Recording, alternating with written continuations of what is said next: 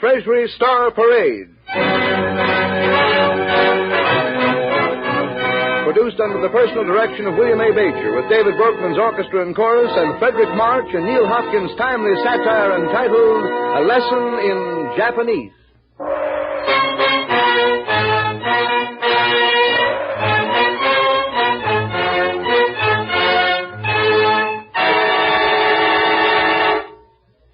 Now, that's a strange way for the orchestra to introduce me.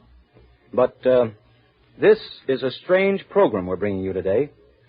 This is a lesson in Japanese. It's a program the like of which has probably never been heard before in America.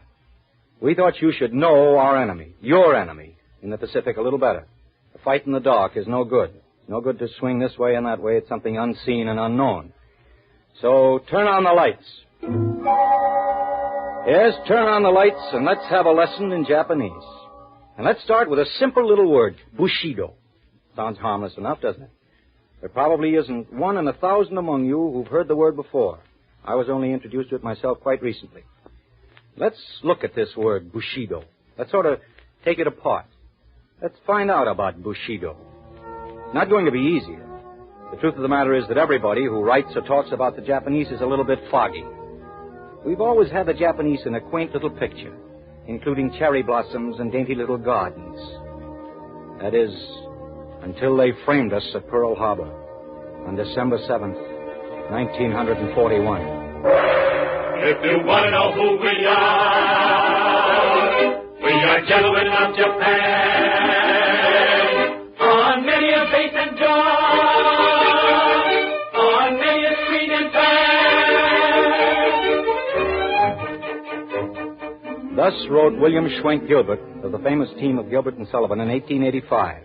Yes, that was how Gilbert and Sullivan's 1885 Mikado got to the center of the stage. With music.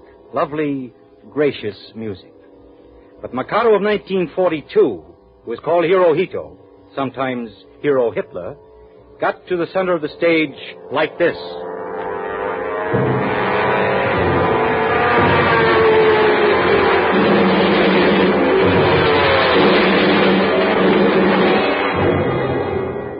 That is called Bushido.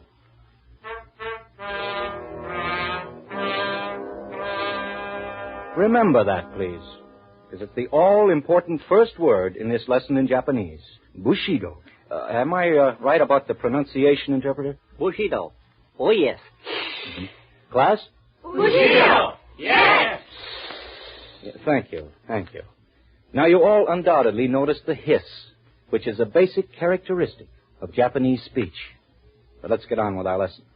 Bushido means a sort of code of living, what the gentlemen of Japan believe in. For instance, here in America, we believe in the Ten Commandments. The Japanese, wherever they are, believe in Bushido. You understand? Yes, Mr. March, we understand. Oh, you do you? Well, let's see if you understand. Here's example number 1. A lesson in Japanese, the word Bushido.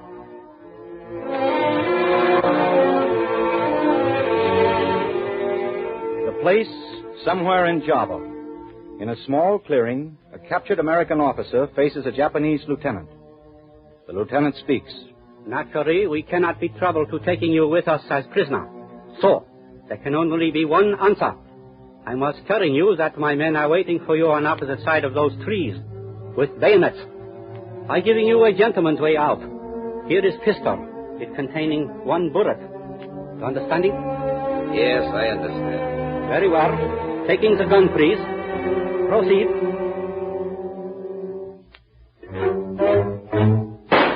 Bushido! Fire!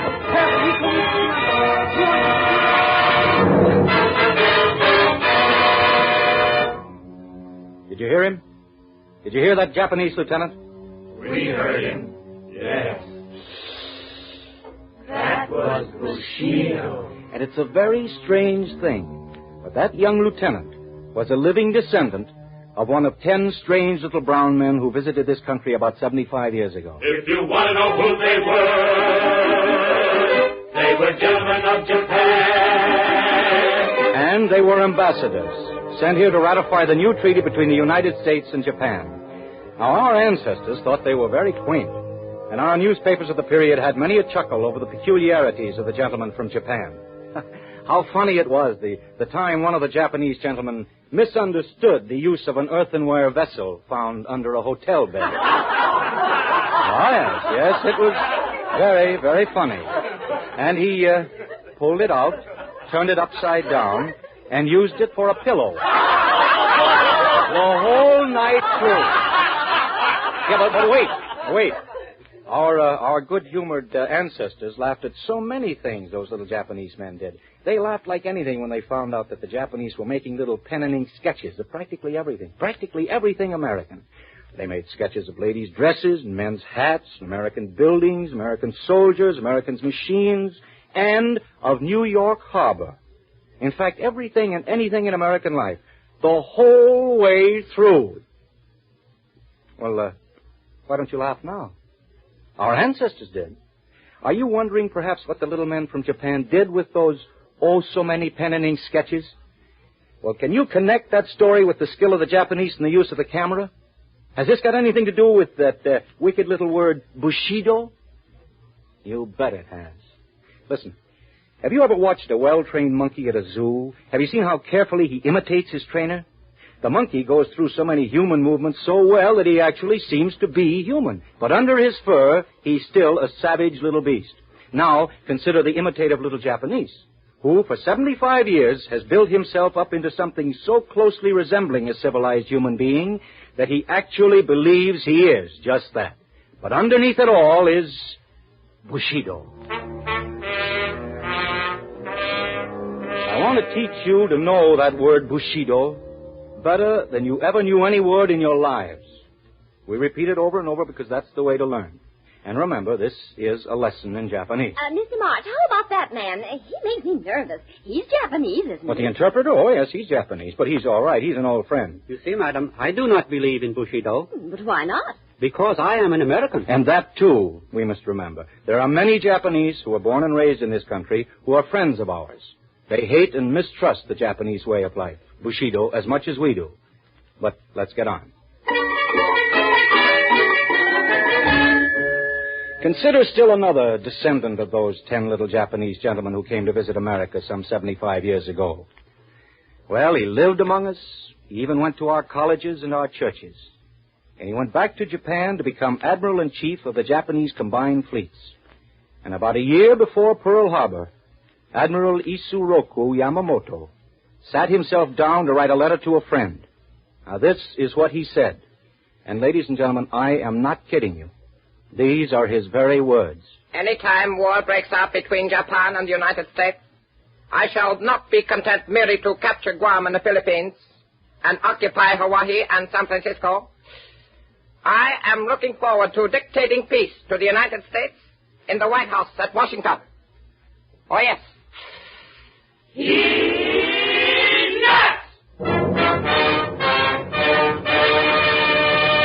Quite so. But more than that, he is a true product of Bushido, the Japanese way of being, doing, and thinking. Shall we consider rape? What? It was wintertime when the Japanese came to Nanking.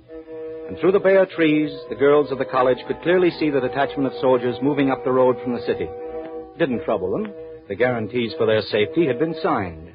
Only the directress was concerned. She thought to herself, Well, I suppose this is going to cost us some more food. The detachment of soldiers moved on toward the college. And in a little while, a military car tore up the road behind them, looped around them, and turned into the driveway. Well, presently, the directress was facing a Japanese officer in the lobby. We are perfectly willing, of course, to do our share. But our stocks of food are low now for all the mouths we have to feed. How many do you feed? Well, there are quite a number. Yes. How many? How many girls are here? I don't exactly know. There are 500 girls registered at this institution. Am I not correct? I suppose so. Why? You will instruct them to line up in the yard outside, please. But why? Do not be concerned. We will not eat them. They will be conducted by my men to the city. For what purpose? Purpose? A very special purpose. They are to perform a valuable service to the troops of the Emperor. Oh, no! Don't touch me! Let me go!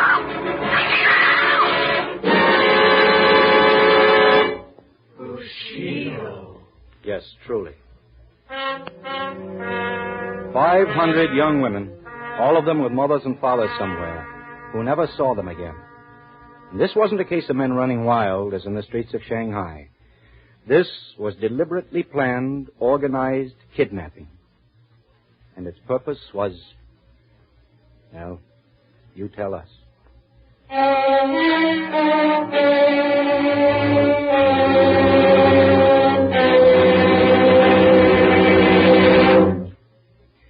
Let us begin a little test now. I want you to listen carefully, for you are to give me the correct answer to this. Imagine, if you will, that we are back again in the jungles of Java. We are in a little clearing where 5 American soldiers, captives, have been paired off with 5 Japanese soldiers. The American soldiers' hands are tied behind their backs. Flies buzz about their sweat-drenched faces. One of the 5 has just recently been struck across the forehead with the butt of a pistol. He had not understood the Japanese non-commissioned officer. He had not moved quickly enough. There is blood on his face, and the flies trouble him more than they do the others. His name is Leroy. That's his first name. And standing there in the jungle with his head throbbing with pain, he's thinking right now that he never did like the name. It's a silly thing to think about when you're about to die, isn't it? Or is it? What would I think about if I were about to die, I wonder? But wait. The Japanese non-commissioned officer is pointing now toward the jungle. He makes a motion. It means walk. Well, Leroy has learned a lot about sign language in these 3 days on the trail, but this is different. They are not to move along single file anymore. Leroy moves off with a Japanese soldier behind him, the point of the bayonet prodding him just a little.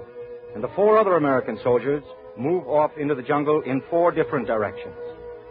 The bayonet is pressed harder against Leroy's back. He walks a little faster, harder, and a little faster. Harder and a little faster. The jungle air is damp and heavy. His head swims with the heat and the pain of his wound. That bayonet again, harder. Leroy is thinking, well, I can't walk any faster without running. It's funny about that. You can walk fast up to a certain point, and then you're not walking anymore. You're running. Running. Is that what the Jap wants me to do? To run? Well, suppose I did run. Suppose I was able to run so fast that he can never reach me with the bayonet again. Why not? Faster. Yes, faster. I'm running now. I'm running.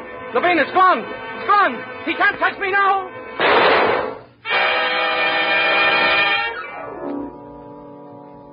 Well, can you give me the answer to that little game? Yes. Bushido. Yes.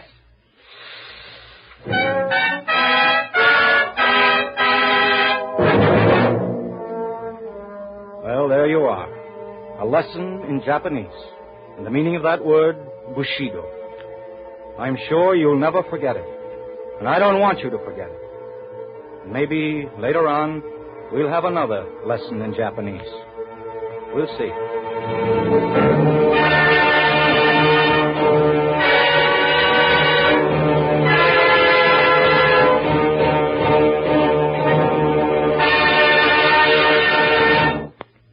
As long as there's an American alive in the world, there's not going to be enough room in it for him and a word like Bushido.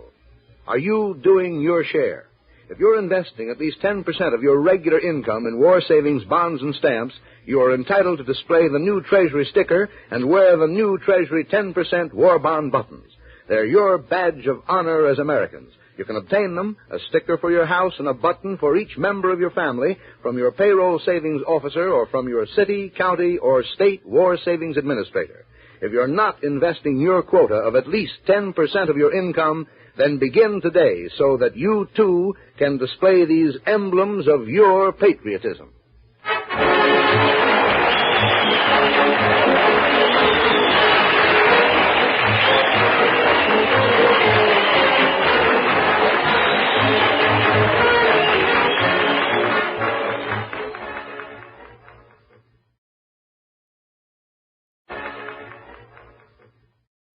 How are the twins? Wonderful.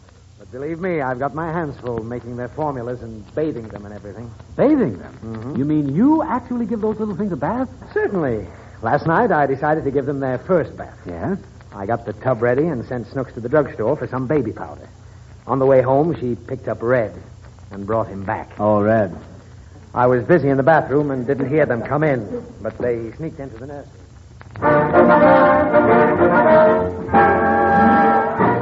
Now, don't make Okay. Where are they? Right there in those two cribs. What are they, boys or girls? Half and half. That one's a boy and that one's a girl. Well, how do you know? Well, Daddy says you can tell by the blanket. Blanket? Yeah. The boy has the blue blanket and the girl has the pink one. What do you know? Shall we fool Daddy? How? Well, change the blankets and then he won't know which is which. Well, I got a better idea. Let's switch the kids. Okay, get a switch. I don't mean that. They're too little to hit. You think so? Well, sure. Besides, we ain't worn Robespierre out yet. Robespierre's getting awful big, Red. Well, the two of us can handle him. Hey, what's these kids' names? They ain't got no names.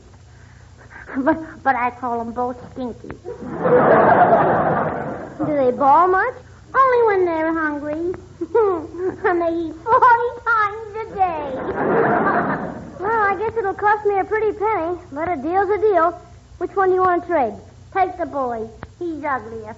Oh, go on. He ain't no uglier than the girl. She looks like you. Well, I'll take the girl then. No, I think I'll take the boy. All right. When do I get the kittens? Well, you can come and get them now if you like. You think that crib will hold 9 kittens? Is there only 9? You said there was 10. Well, I counted wrong. Then I ain't going to trade. Besides, Daddy might get mad. Well, what's he going to get mad for? He's got plenty of kids, but he ain't got no cats, has he? No. Well, maybe we can teach one of the twins to catch mice. Okay, if you don't want to trade.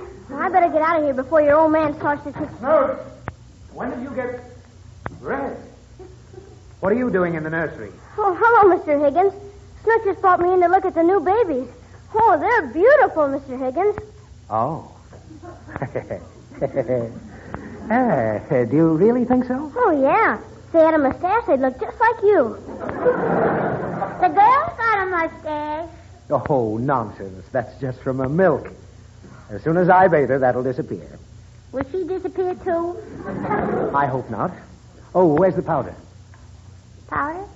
I sent you to the drugstore for some powder for the babies.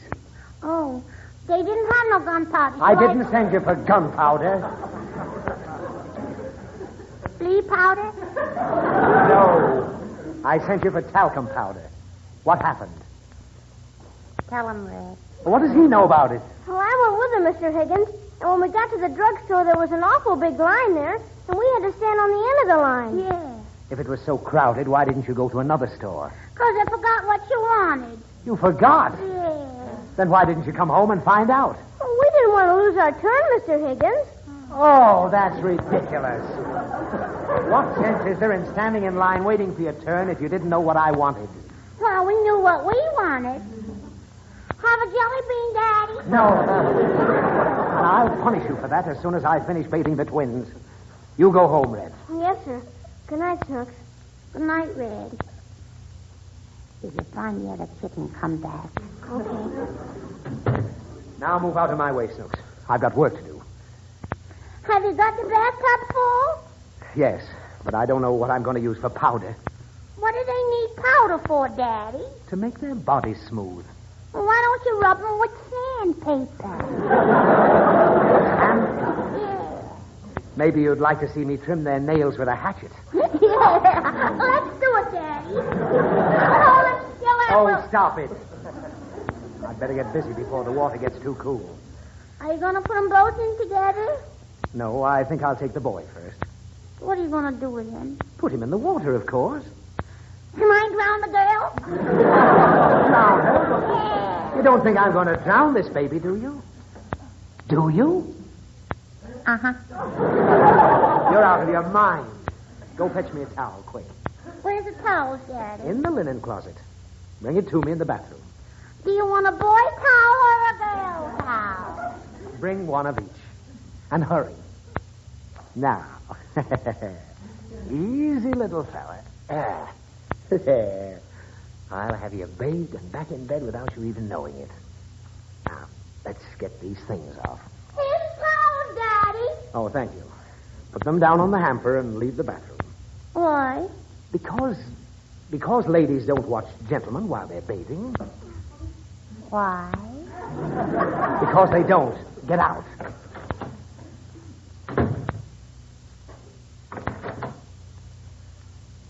Can I get in the water with them? Oh, don't be silly. There isn't room for the two of you. I'll sit on top of them. No. Then just let me gargle my feet in the tub. Please step aside, Snooks. I'm going to put him in. There we are. He didn't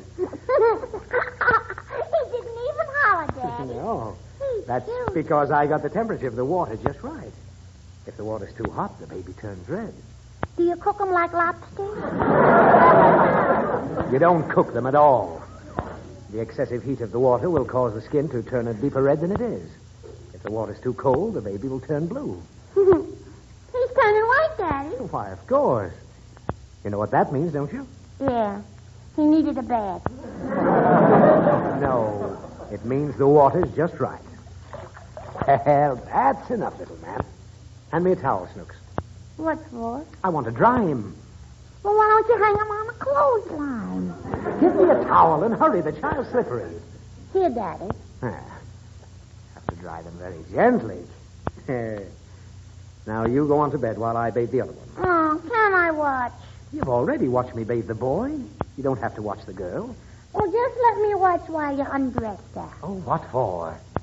'Cause I never seen a girl barefoot all over. Oh, you'll see her some other time. I've got to get this baby under the covers. Good night, Snooks. Good night, Daddy. Hey, Snooks, I got him. Look it. Gee. How'd you get back in here, Red? Oh, I left the front door open. You want the kittens? Have you got the 10 of them? Yeah. This black one's a little dead, but that don't matter.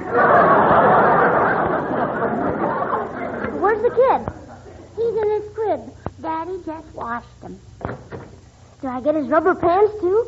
What do you want his rubber pants for? Well, you can never tell when it's going to rain. Oh, here's the kid. Give me the patch. Okay. Help me lift up. Are you in the nursery? I'm going. I'll come back for the kid some other time. So long. Snooks, is that you in the nursery? There ain't nobody but except those kittens, Daddy. Kittens? What on earth? Snooks, where did those kittens come from? I think the cat had them. How did they come to be in here? Well, Red just brought them over. We was going to make a deal. A deal? Oh. Snooks, you weren't going to trade the baby for those kittens. You weren't. Wasn't I? Oh, no. Why, how could you think of such a dreadful thing? I didn't think of it. Red thought of it. I don't understand it. What does he want with the baby? He said, well, you said he was a bouncing baby, didn't you? What of it? Well, Red was going to take him over to the gas station and get a cent a pound for him. Oh. And you were willing to be an accessory to this crime? No, I knew he'd bring him back, Daddy. How did you know? Because I tried it with the girl this morning. Why, you little... Go to bed.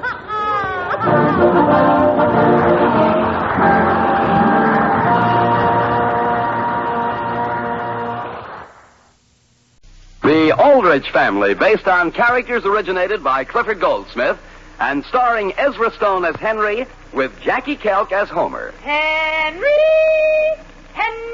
Aldrich. Coming, Mother.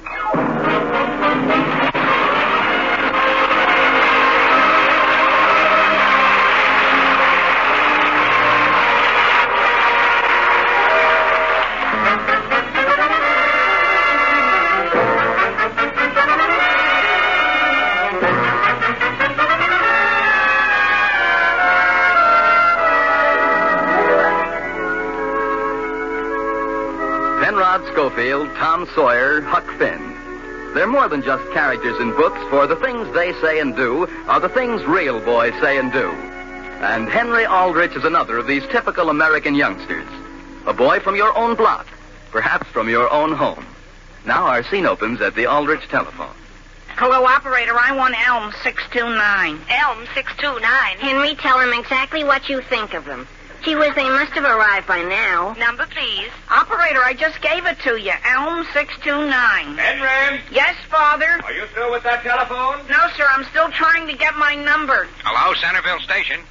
This is Henry Aldrich. I sent away for a package about 10 days ago, and I wonder whether it's come yet. A package? Yes, sir. It's some Christmas cards. Did you say Christmas cards? Yes, sir. Well, if you checked them that long ago, they've probably been thrown out by now. What's that? Oh, I didn't check them. I'm still waiting for them. How's that? They're samples for next Christmas. Homer Brown and I are going to sell them from house to house, only they're not here yet, and we're worried. Give him the deuce, Henry. Well, you're talking with the ticket office. Hold the line. I'll connect you with the express department. Well, that's what I want to talk to. Gee whiz. What does he say, Henry? He's switching me. He thinks they may have been thrown out. Thrown out? What does he think we're going to show people for samples? Hello, Centerville Express office. Hello, do you have any Christmas cards there? What's that? What did you want? This is Henry Aldrich. Henry Aldrich isn't here. I know it. He's here. Who is? Does he want to speak to me, Henry? Let go of the receiver, Homer. You're twisting me. Hello. Did you want the Centerville Express office? Yes. Have Henry Aldrich's Christmas cards come? What's that? Will you speak a little louder, please?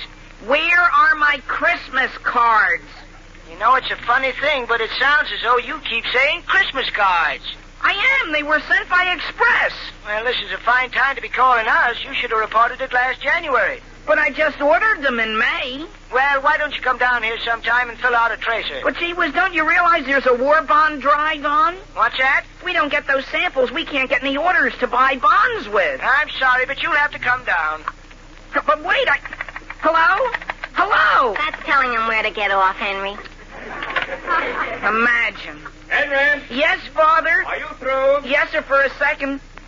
Could we ask you something? Not until I put in my call. But it's important. What's it about? Why, Christmas, Mr. Aldrich. Will you boys please get away from this phone? Yes, Father. Will you let us know as soon as you can discuss it, Mr. Aldrich? Sam! Yes, Alice. I'm going to phone Mr. Thomas. What are you going to say to him, Sam? I'm going to ask him quite frankly why he can't attend a few more committee meetings. You aren't going to say anything you'll be sorry for, are you? I'm not going to be one bit sorry. Here we are, ready to start a big bond club drive. Everybody's for it. They think it's a fine thing. But a few in this town aren't doing anything about it. Isn't Mr. Howard helping? He is not. There's another example. We have a chance to get some war bond show cards at cost. And Mr. Howard, the treasurer of the committee, can't show enough interest to make up his mind as to how many show cards we need. Well, dear, if I were you, I'd resign from the committee. And call off the war? Well, you can't fight it single-handed. Father? Yes? Alice, where's the phone book? It's right there on the stand. I know you've got a lot on your mind, Father, but would it be all right if I should ask you just one thing? What about? Christmas, remember? Christmas? Yes, sir. Have you bought your cards yet? Henry, will you please step out of my light while I look up this number? Hello, operator. I want Elm 232. No, wait a minute. I just thought I'd ask my mother whether I can go down to the express office. Father, where are you going? Down to the office and put in a call.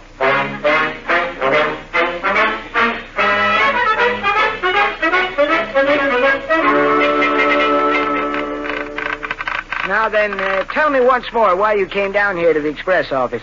Well, I'm Henry Aldrich, and my friend and I are going to sell Christmas cards, see? Say that again, please. You're doing what? We're selling Christmas cards for next Christmas. Oh, well, I wouldn't be interested. But wait. You told us to come down here. Here's the whole thing. We sent away for some samples, see?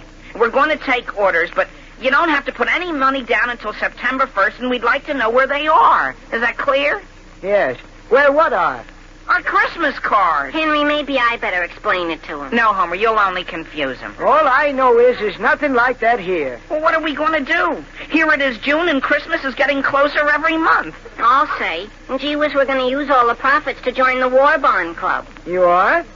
Well, I'll take a good look, but I'm pretty sure that if there were any Christmas cards in this office, I'd know about it. Could one of you boys help me with this package, please? Yeah, sure. Hello, Mrs. Howard. Hello, Henry. Oh, thank you so much. That's all right.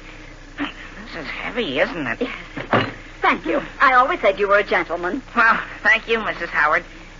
Would you be interested in some samples of Christmas cards, provided we can find them? That's very funny. What is? No, really, Mrs. Howard. We're selling them for bonds. For what? Don't you know? War bonds. We're going to give 10% of our income. Wouldn't you like to have us come over as soon as our samples come and take an order? You want me to sit down on a hot day like this and pick out my Christmas cards for next winter? Why not?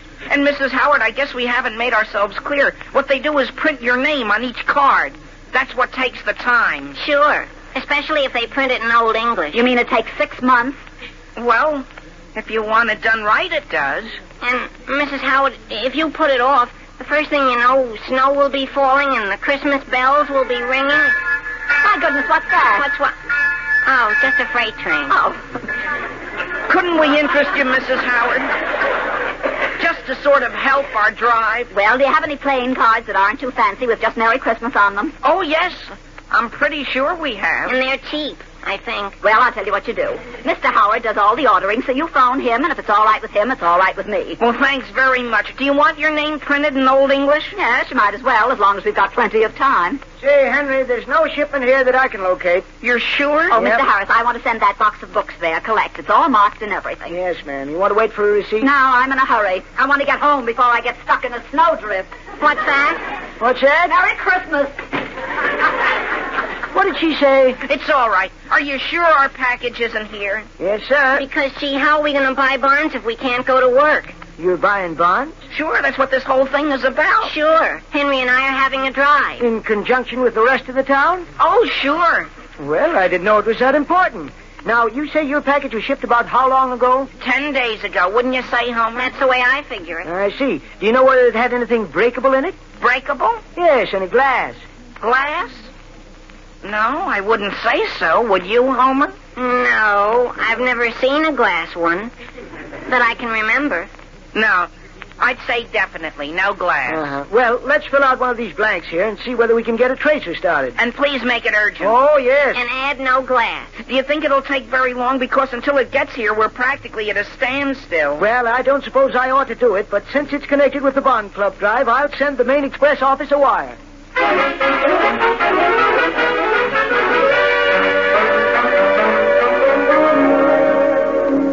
Hello? Hello, is this Mr. Bush's office? Mrs. Bush? No, this is Sam Aldrich.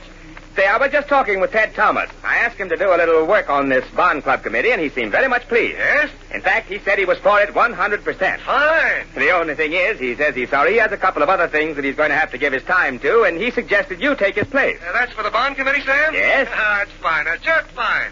Glad to have the opportunity. In fact, I'm 500% for it. Well, that's fine. Now I'll tell you what we want you to do. Now, wait, Sam, wait. Before we get too far into this, I unfortunately have a lot of work on my desk. It's already way behind. You have? Yes, I'm a little ashamed of myself to have let it go this far, especially at a time like this. I see. I'll tell you what I'll do. Get hold of John Clark. He's the man for you. John Clark? Yes, I was having lunch with him yesterday. He was saying he wished he could do something to help out. He said he felt so useless. He did? Well, that's fine. As a matter of fact, Sam, why don't you call him yourself? Be easy for you to make direct contact. All right, thanks. Oh, that's okay, Sam. Anything else I can do? Don't hesitate calling. Fine. Goodbye. Goodbye. Well, that's a fine thing. Here's a letter for you, Mr. Aldrich. Thank you. Put it on my desk. Is Mr. Bush against the bond drive? No, he's very much for it. In fact, he's 500% for it. That's more than anyone else I've called up this morning.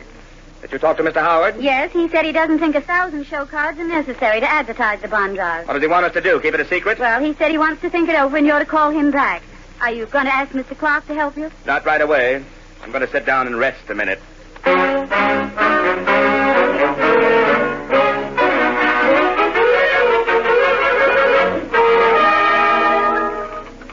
Henry, let's see the telegram the express company sent us. I still can't believe it, Homer. Read it again. It says, Aldrich, Centerville, have no record shipment of Christmas trees this year. Wire further details, collect. Well, if that isn't the darndest thing, how could people be so dumb, Henry? What do you think we ought to say in reply? Tell them we can't understand their telegram. Will they please wire us more details? Well, that isn't going to get us anywhere, Homer. We've got to send them a very careful explanation. All right, only I don't know how we're going to do it in 10 words. Why should we worry about 10 words? They say send it collect. You got a pencil? Sure, what'll we say? Gentlemen. Gentlemen. Then how about don't want Christmas trees? Sure, that'll tell them. We cannot purchase war bonds because order we placed 10 days ago has not arrived. Sure. Have you misplaced Christmas cards? Some of those were New Year's cards, Homer. They were? Let's just say, have you misplaced holiday greetings? That's good. That'll tell the whole story. Here, Homer, take it over to the ticket office and finish writing it down while I phone Mr. Howard. What for? And tell him his wife wants him to place an order with us. You know, the more I think about this telegram, the better I like it. What's Mr. Howard's number? 855. 855? Sure. Number, please. Elm, 855. Elm, 855. Henry, do you think we ought to cut out any of this just to reduce the cost? What do you think? Well, the only word that isn't necessary is gentlemen. Why should they have to pay to be called a thing like that? Okay, scratch it out. Mr. Howard speaking. Hello, this is Henry Aldrich. What did you say, Aldrich? Yes, sir. Oh, yes. You're calling about the cards, aren't you, Aldrich? The cards? Yes, sir. Well, that's a coincidence. I was just sitting here thinking about them. You were? About how large are they? Well, I'm sorry, but the samples aren't here yet. Have you any ideas of the price? You mean by the dozen? Oh, you aren't trying to be sarcastic, are you, Aldrich? What's that? Well, I'll tell you what I'll do with you. If your heart's set on it, I'll settle for $500. What's that? But not one more. That's all we have. 500? That's right.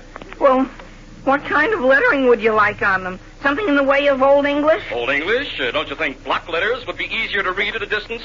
At a distance? Well, they're going to be tacked up on telephone poles, aren't they? Are they? Is this Mr. Howard? Yes, this is still Mr. Howard. Are you sure you want 500? Yes, sir, we can cover this town easily with that. Goodbye. Homer! Homer! Hi, Henry. Gee whiz, we've got to send another telegram to the express company and hurry them up. Why? Mr. Howard's taking 500. In Old English?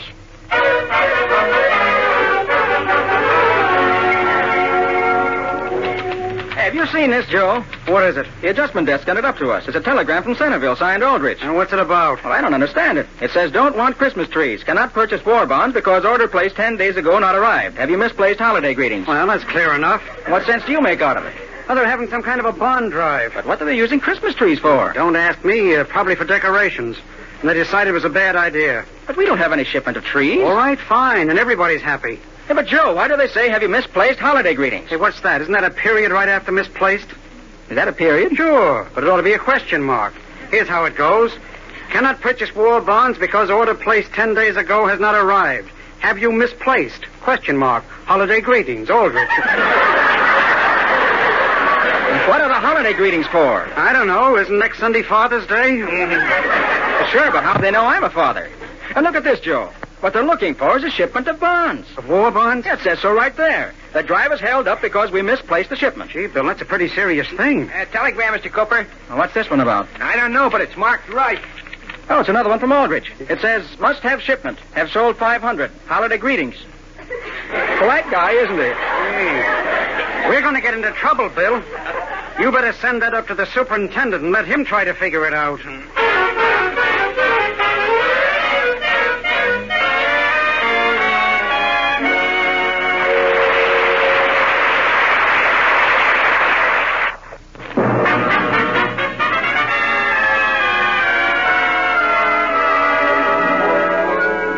Now getting back to the troubles of Henry Aldrich.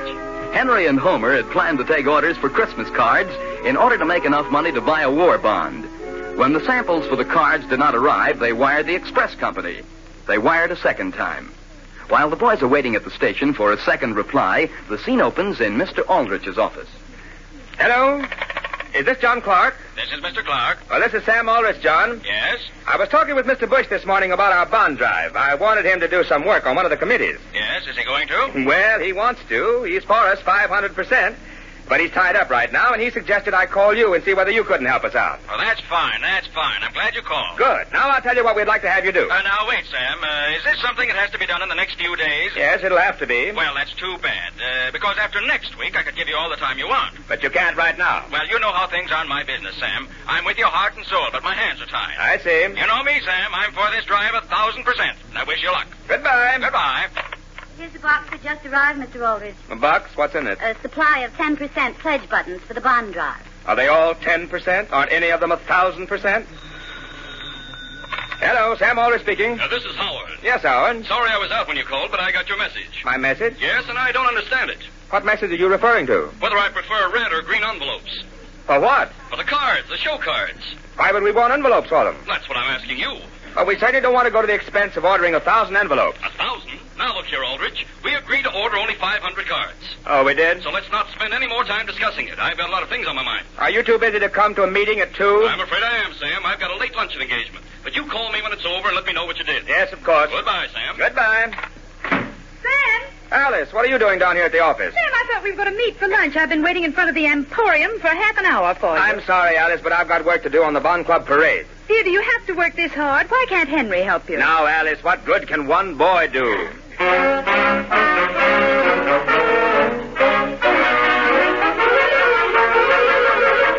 Read it again, Henry. I've already read it 4 times, huh? Well, read it again. I can't believe it. Aldrich, Centerville, greetings to you. Entire force trying to trace shipment for bond drive. If unable, locate, advise reordering through Treasury Department. Please wire further wishes. They're crazy, Henry. And it's signed by the General Superintendent. Well, that's what's the trouble. Do you know what my father does when he can't get action? What? He goes straight to the president of the company. Does that help? Sure. Let me have your pencil. Here.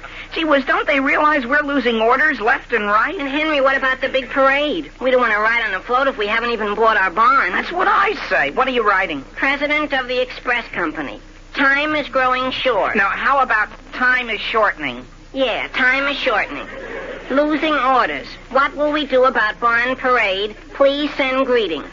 That's telling them, Homer. Do you think it's clear? Clear? Why, it's as plain as day.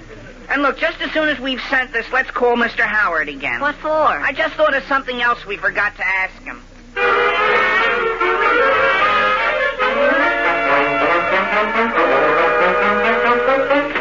Any calls while I was out for lunch, Miss Gray? Yes, Mr. Howard. Mr. Aldrich's son phoned. His son? What did he want? He's apparently helping his father. He wanted to know whether you want your middle initial printed on the cards. On what cards? On the show cards, I imagine, for the bond drive. Well, they're going to print my name on them? I imagine they are. I'm supposed to call Mr. Aldrich back. Well, I didn't realize they were going to do anything like that. The Aldrich boy asked about Mrs. Howard, too, but I explained that she has nothing to do with this. Yeah, that's fine. Miss Gray, now, how many of those cards did I tell you to order? 500. Yes, well, I don't think 500 will be enough. Do you? I don't know, sir. As a matter of fact, that wouldn't be anywhere near enough. Now, here's what you do. Call Sam Aldrich, see? Yes, sir. Tell him we want at least 1,000 cards. With or without your middle initial? If he doesn't mention it, don't you.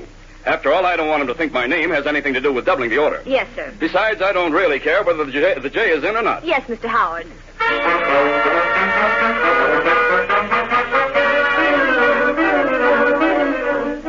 Mr. Aldrich. Yes, Miss Thompson? The editor of the Times is here. He wants you to go over some copy with him. Yes, of course.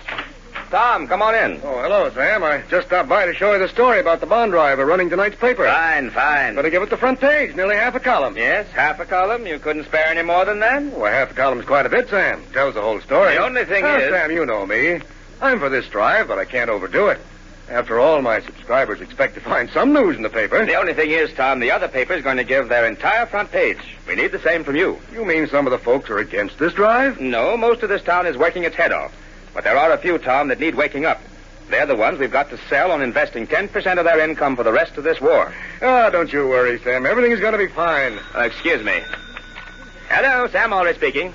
Mr. Aldrich, this is Centerville Station. We got a telegram here for you. A telegram for me? I think it's for you. It came in while I was out. It says Aldrich, Centerville. Now, go ahead. Who's it from? The president of the Express Company.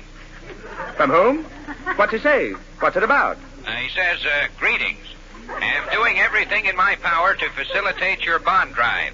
If you do not get fullest cooperation from our local representative, please wire. Well, then you say that's from the president himself? Yeah. And he's doing everything in his power to facilitate our bond drive? Yeah.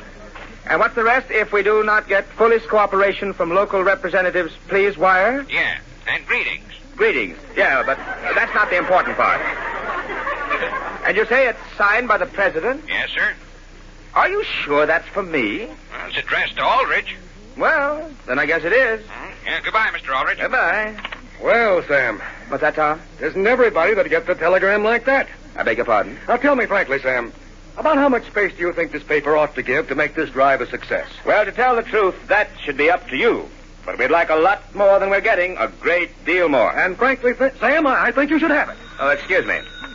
Hello, Sam Aldrich speaking. Mr. Aldrich, this is Mr. Howard's secretary. Yes? Mr. Howard wanted me to tell you that if you feel we need 1,000 of those show cards, it's all right. Yes? Well, I'm glad he came around to my point of view. I'm just sorry I didn't ask for 1,500. Well, I I think it would be all right if you ordered 1,500. You mean it's all right with Mr. Howard? Oh, yes. And print them any way you want to. Yes, well, that's fine. Sam, may I speak with Howard? Miss Gray, is Mr. Howard there? Oh, just a minute. I'll call him. Yeah, Tom. Mr. Aldrich, there's a gentleman in the outer office that wants to see you. To see me? From the express company. Yeah? Excuse me, Tom. I'll be right back. Hello? Howard, this is Tom from over at the Times. Yes? Did you know that Sam Aldrich just got a personal wire from the president? No. Yes. And he told Sam if he doesn't get the fullest cooperation from us, he wants to... Hello. Hello. Is this Clark? Yes? Well, Clark, this is White. Say, you know that golf game we were going to have tomorrow? Yes? Well, would you mind postponing it for a couple of weeks? I'm going to be pretty busy on the Bond Club drive. Oh, you are? Oh, yes, yes. I don't know whether you know it or not, but the president's taking a personal interest in it. Sam Aldrich got a wire from Washington, and confidentially... Mr. Howard, I have your wife on the phone now. Thank you. Hello, Jenny. Yes? This is J.J. I won't be home for dinner, Jen. Why not? I've got to do some work on the bond committee. Probably be midnight before I get home. But, J.J., I've arranged a bridge game for tonight. Well, cancel it. The bond drive's more important. Yes, dear. Oh, has Henry Aldrich been in touch with you? No, what about? Christmas cards. Jenny, this is no time to think about Christmas cards. Goodbye. Hello? Hello? Is this Sam Aldrich? Yes? Well, this is Clark. Say, Sam, why didn't you call me again? What about? The bond drive. We can't sit back and expect you to carry the whole load. Well, I certainly appreciate that. Don't you think we ought to talk to folks into investing 15% each week instead of just 10? Well, we'll talk about it. We'll talk about it. Extra paper. Get your extra timeshare. Read all about the bond drive parade. Extra paper. All about the bond drive. Just look at the float that's going by. Which one? The one just coming up to the reviewing stand. Oh, yes, very good. Is the float that Henry and Homer are on in sight yet? Not yet. They ought to be along in a minute, though. Sam, which company here in town bought the most bonds? The Express Company. The Express Company? Yes, for some reason, the main office in Chicago wired that they'd be willing to top the pledge of any firm in town. Well, what's that nice of? Hey, you know those show cards, Howard, okay? Look pretty nice. Well, there certainly are a lot of them. You know, it's weird J.J. Howard hasn't spoken to me since we put them up. Oh, incidentally, don't let me forget to tell Henry when he gets home there's a package at the house from the Excelsior Greeting Card Company. Yes? Yes, it came this morning by parcel post. Yes? Sam, here comes the float that Henry's on. Where? Way down the street. See it, Sam? See it? Oh, yes. Sam, when did they get the truck? The Express Company loaned it. But, Sam, why are Henry and Homer in tracksuits? They're supposed to be relay races, Alice, don't you see? Oh, yes, isn't that nice? What is that Henry's handing over to Homer? A torch, Alice. See the sign above them? They represent the spirit of total effort. Of total what? Effort, Alice. Effort. This drive is the greatest thing this town has ever had.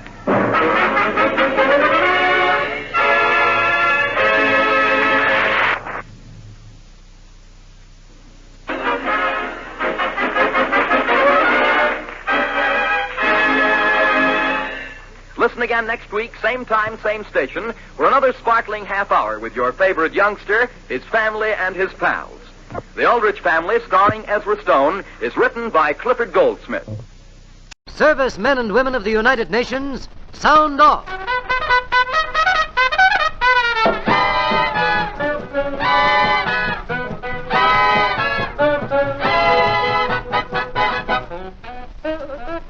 Welcome, Gates, to our music shop. Lace your boots, pull up, and stop. This is Groovy Lou Marcel fixing the sights to sound off with your favorite 4 orders. And, Jack, there is GI's a chili bowl tonsorio.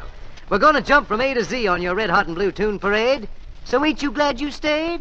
Why, sure. Here comes number 4. It was ordered up by the Swingaroos of Hawaii. They wanted an elegy to the long underwear, and this is it. The tune, My Heart Tells Me.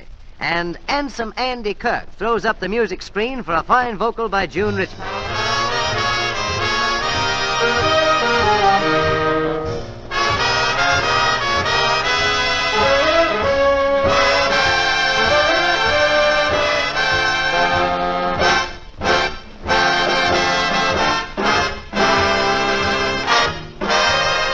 My heart tells me this is just a fling, yet you say our love means everything. you mean what you are saying? Or is this a little game you're playing? My heart tells me I will cry again. Lips that kiss like yours could lie again. If I'm fool enough to see this through, will I be sorry if I do? Should I believe my heart or you?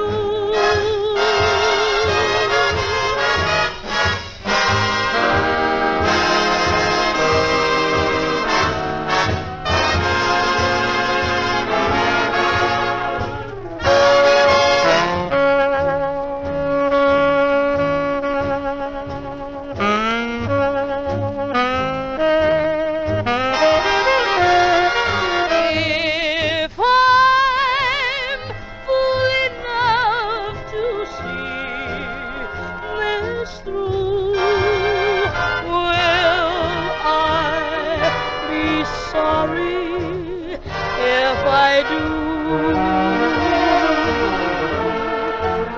Should I believe my heart or you?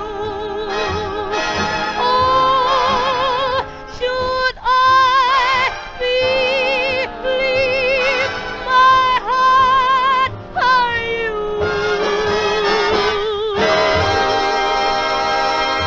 And now we shall unveil an inspirational little intermezzo for your listening leisure. It carries the banner for number 2 on your favorite 4. A gracious nod to all the fellas in Trinidad for ordering up such a luscious dish as the ditty, Oh, Lady Be Good. Kindly lend a flapper to the choice voice of Joan Barton, number 2 on your bounce barometer.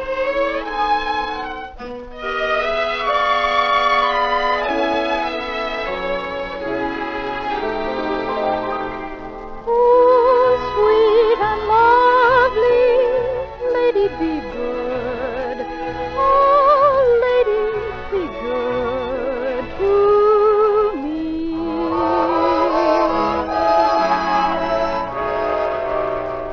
I am so awfully misunderstood. Oh, lady, be good to me.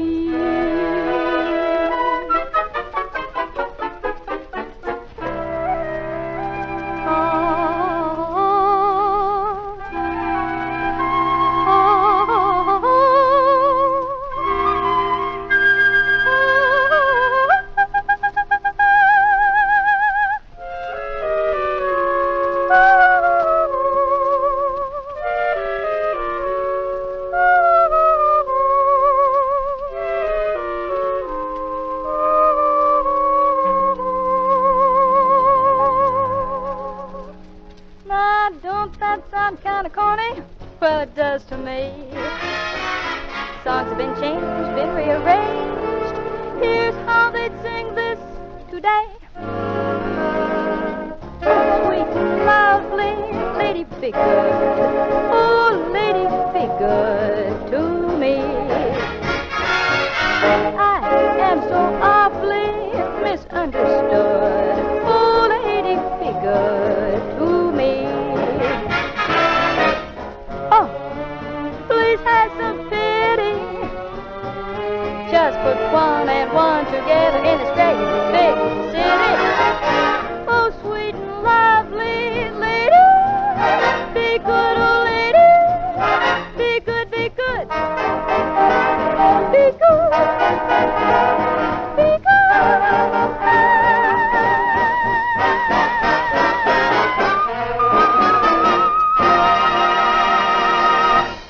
Time now to ask you guys and gals if you have a special order for Sound Off, a song or tune you'd like to hear. If so, drop a few syllables on a sheet of paper and mail same to Sound Off, Armed Forces Radio, Los Angeles, USA. Also, please tell us whether you hear this program by shortwave or over your local station. Thanks, Yanks. Attention, crew, the award for the nicest letter of the day goes to PFC R.H. Fanning, Jr., APO 937. Thanks, Junior, and here's your Sound Off special. A nosedive for some fine jive. The tune, Let Your Hair Down, and the music of Louis Jordan and his Timpani Five.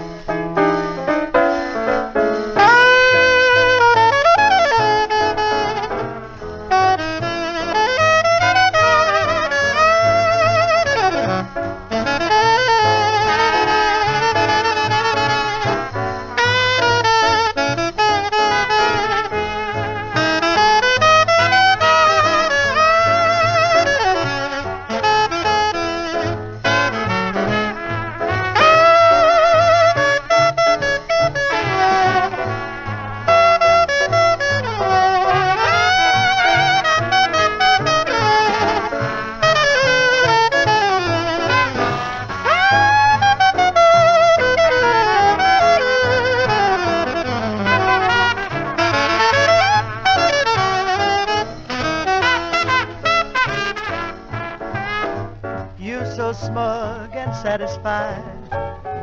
Darling, if I don't burn inside, let your hair down, baby, and be yourself. Gosh, but you look so dignified. But I know you got too much pride. Let your hair down, baby, and be yourself. Why can't you act like other folks? Can't you laugh at a funny joke? Join the crowd and make your move, 'cause it's so easy to get in the groove. Wipe that silly smile off your face. Babe, you're not getting any praise. Let your hair down, baby, and be yourself.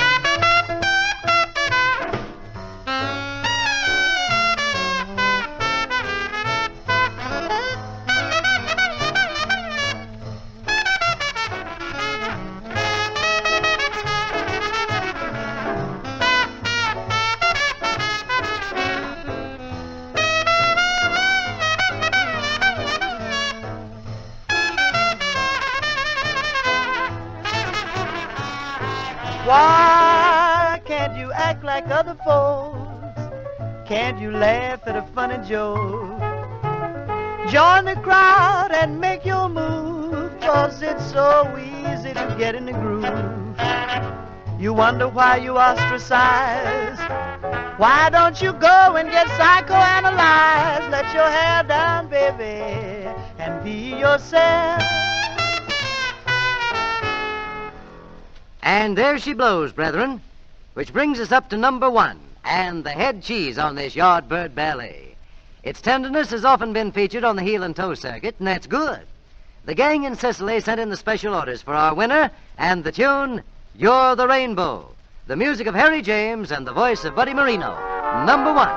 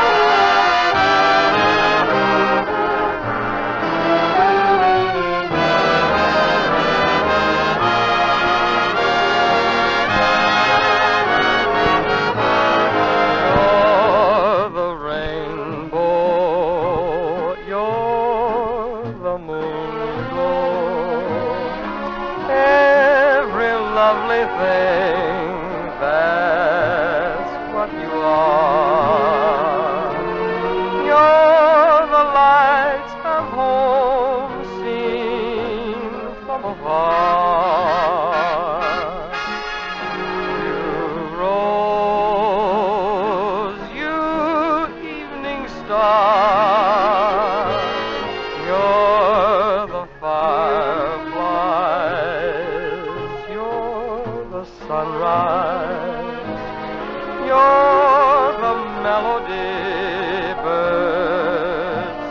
above.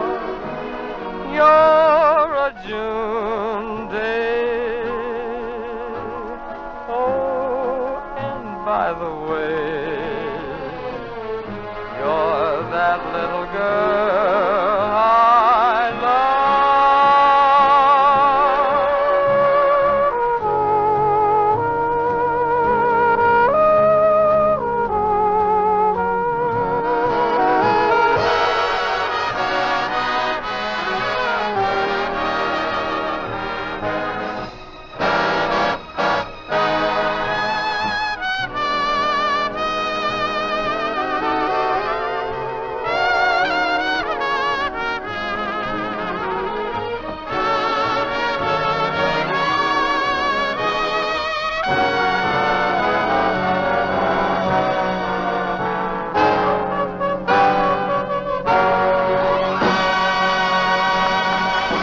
Well, members of Hot Horn Alley, that brings us to the dead end of another mellow meeting of Sound Off. That's all there is. There just ain't no more. Every order's been answered, and there are more to come, so the best thing I know of is just to ask you to be around when we get together to burn the weeds off the reeds next time. Don't forget, send in your order for that favorite ditty. We'll be glad to fill it. Good luck, and the best of the best to you all. This is Groovy Lou Marcel, carving the initials on another Sound Off. This is the AFRS.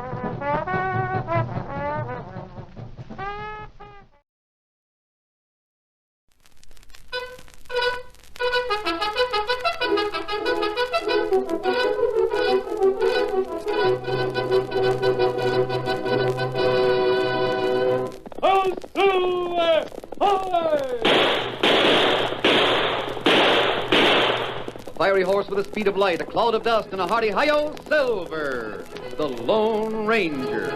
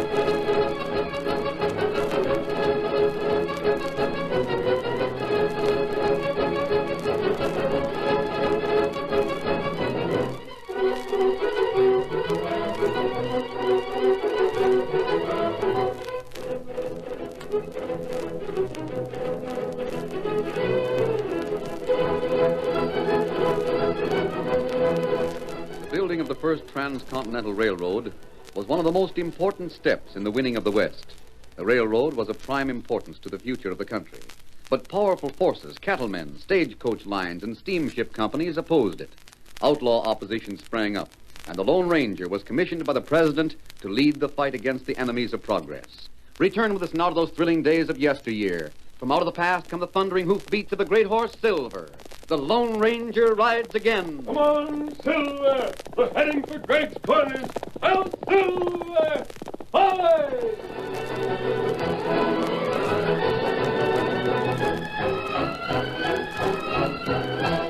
Far west of the labor crews that laid the railroad tracks, west of the graders who smoothed the way for the tracks, in fact, in the section of a country where surveyors still had work to do, the town of Greg's Corners nestled among surrounding farms and ranches. Greg, the founder of the town, was a worried man. You worried? All right, Hank, let it go at that. I won't complain anymore. What have you got to complain about, Greg? Here you sit in your office with an iron safe full of cash and a mortgage on every farm around here. And how about me? How about that cattle I lost when the water hole went bad? How's your wife taking your loss, Hank? Never mind talking about my wife. But, Hank... I'm not blind and dumb. I know what's going on around here. And so does everyone else. I know what happened to the water hole that killed off my cattle. You know? So do all the other men around here. It's more than chance it caused so much to happen to all of us. Hold on, And stop Hank. calling me Hank. My friends can call me that, Greg, but not you. But we've been friends for Friends. You don't know what real friendship is, Greg. You'll act like a friend, sure you will. You'll act mighty fine and lend a man all the cash he wants on his ranch. You'll take a mortgage on and let him sweat and struggle to fence the place Now, and build. you see here, Hank, Newsom. I've got a right to know what stirred you up this way. Poisoned cattle, that's what stirred me up. The case of Jeb Finney's. It's a cut line fence that led his cattle stray over 100 miles of mountains. In Rooney's case, it's fire that cleaned out his barn. But how can you listen to me, Greg? We know the truth now. You did all those things. What? I did? You. That's a lie. I said you're to blame. Maybe you didn't do it yourself, but you had it done. You let us all build up our land, and now you're taking it away from us. Hank Newsom, you're a crazy fool if you think such a thing. I don't think. I know. You'll eat those words. Well, you can have your land back. I can't meet the mortgage now. Neither can any of the others. Take the land and the buildings and what's left of the cattle. We're all pulling stakes. You can't do that. Where'll you go? What do you care where we go? Well, you've got a farm. You've got kids to take care of. So we should stay on the place till you have the fun of throwing us off when the mortgage comes due. I never said I'd do such a thing. You don't need to. We're leaving while we still got food left to travel with. Where's Greg? Lem. You dirty scheming polecat. Now, Lem. Lem, what's happened? Have you been hit too? Hit aplenty. Look out that window. Look at that smoke. That's my barn and my house that's afire. Lem, I'm downright sorry. Sorry. I'm here for just one thing, Greg, and this is it. Oh. Yeah. Lem, I don't blame you. That's to remember me by, Greg. Is there any chance of fighting a fire at your place, Lem? None at all. Me and my folks are taking the 2 horses we managed to save from the barn and our old wagon and heading away from here. Yeah, me too. Now let's get going. We can pick up a plenty others. We'll make a wagon train for new diggings. Oh, they all hate me. They all think I want their farms back. If only I could get at the truth. Greg, are you... Greg, what the hell are you doing there on the floor? Hello, Watson. Here, let me give you a hand up. Hey, you've been hurt. What happened, Greg? I suppose the only reason you're talking civil is because I don't hold a mortgage on your place. Oh, that. Sit down, Greg. Who did it? It was Lem, but I don't hold it against him. If he really believes I'm ornery enough to set fire to his place, he's only doing what he thinks is right. I heard Lem was hit by fire. Greg, I don't like the way things look around here. Everyone says you're driving away so you can get the land. I know what they're saying. I don't claim they're right. Why would I want all that land? Why would anyone else want to drive them away? Now, I don't say you set the fires and poison the cattle and No, fire the you crops. don't say I did all those things, Watson, but you're thinking so. Of course, it'd be good business. You've got a name as a businessman. Good business. Good business to drive everyone out of his home, off his land? They can't beat the mortgages.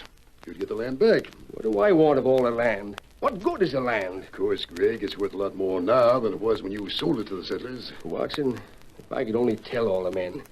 If I could only find what's behind all the trouble around here. Yes. They all think I'm filthy rich with cash. I'm not. I don't have much cash. I've got heavy debts to meet, too. I wanted the cash for the mortgages, some of it, so as I could meet my debts. But I don't want all that land back. Well, I can understand, Greg, but all those homesteaders can't. So do you smell smoke? I guess it's blown over from Lem's place. Look, it seems to be coming from the other part of this house. Way to open the door. There it is. Fire! Your own house. Where's Jane? I've got to get Jane. My wife is in there somewhere. You get out, I'll find her. I'm younger than you. Jane! Jane! This way. Who's that? Get him, Tonto. Me got him. No, let me go. Let me go. My wife. She's outside. She's safe. Get out before you're trapped. This way, Greg. It's all right. I see Jane outside, as the man says. Who are you? You're masked. Save that for later. Let's get out of here first.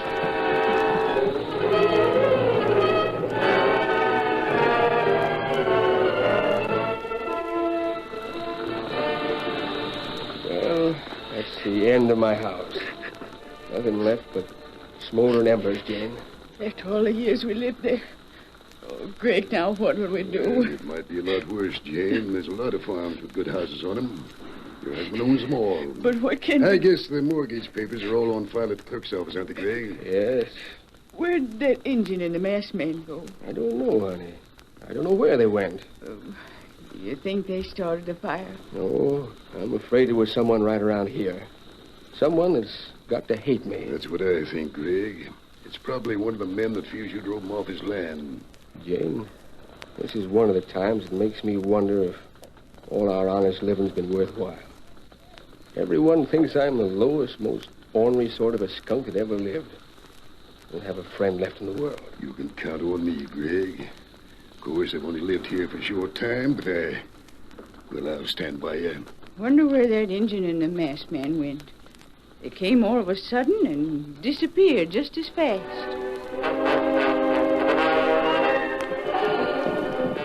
At that moment, the Lone Ranger and Tonto were riding hard across the plain. Come on, Silver. Waterhole is just ahead. That pile of rocks.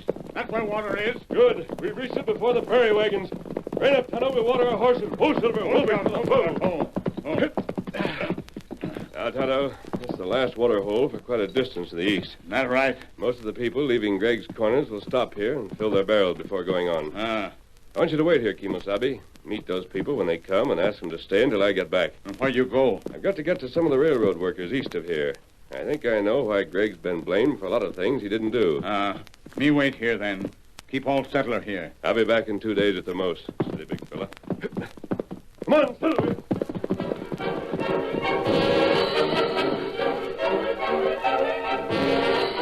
Tonto made camp.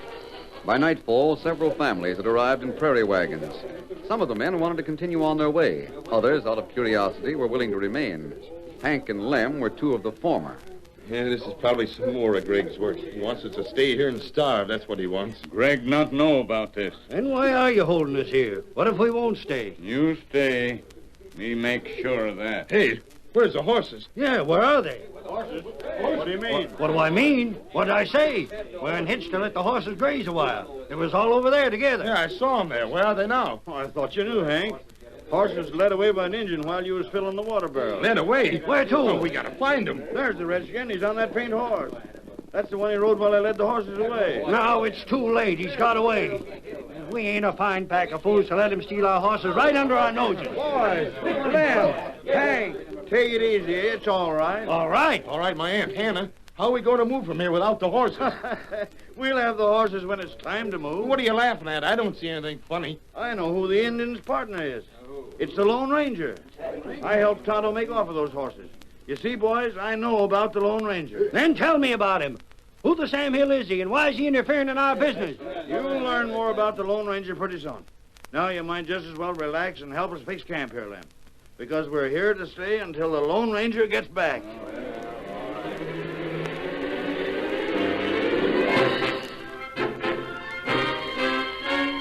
The next day, Greg was in the depths of despair. His wife found it impossible to lift his spirits. Well, after all, honey, we got a place to live in. Got a lot of places, in fact. We can just about take our choice. Place to live. Sure. There's nothing wrong with this place the Cummins built. It's not as big as the one we lost, but it is plenty big enough for the two of us. Jane, this is Jim Cummings' house. It isn't ours. But he's left here. Besides, you hold a mortgage, and in a day or so, it'll be ours by law. I wish I'd never heard of a mortgage. Now, honey. Oh, what's the use, Jane? I'm about ready to give up and go east with the others. There's nothing left here for me. You're the biggest landowner in this part of the country. Land? What good is a lot of land? I wanted people around here. Neighbors, friends. Jane, I'd give every mortgage I hold to know why so many things happen to people. Why they all put the blame on me. Well, you might as well forget about that. Most everyone is gone from around here now. I wonder who that'd be. Oh, it's Mr. Watson. Well, step inside, Mr. Watson. Well, you're real cozy in this place. Hello, Craig. I thought I'd drop in and talk a little business with you. Well, sit down, Watson. Yeah, thanks. I suppose you'll be leaving here soon, huh, Mr. Watson? No, ma'am. As a matter of fact, I like it here. I aim to stay for quite some time. Oh, that's nice. I don't know why. Now, come, Greg. Don't take things so hard. Maybe when I've spoken the piece I came here for, you feel more like making plans for the future. Well, start talking. I'm ready to listen. You've got a lot of mortgages on land around here. No denying of that. Why not let me buy up some of those mortgages you hold? Why, they're worthless now. Why are they? Well, the men that own the land have left here. The mortgages won't ever be paid. You'll have nothing but a lot of land that won't be worth much if it isn't lived on. You let me worry about that. Yeah, I brought some cash along with me. Take it, Greg. It's yours. Watson, are you serious about wanting to buy a lot of mortgages? Sure, why not? I'll get the land real cheap, won't I? You'll still pay more than it's worth. It's all right with me. This cash will tide me over. I'll be able to meet my obligations. Sure, it'll see me through this trouble. Good. I'm glad to hear it. Come on over to the clerk's office. You can sign the mortgages over, and the cash is yours.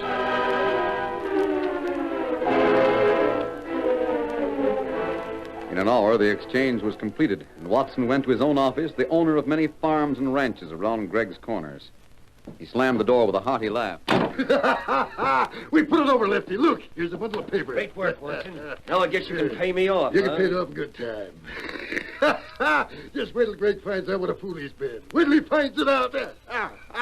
He just handed me a fortune for almost nothing. I spent less than $2,000, and I've got land that'll bring me over $50,000. When till Greg hears about that?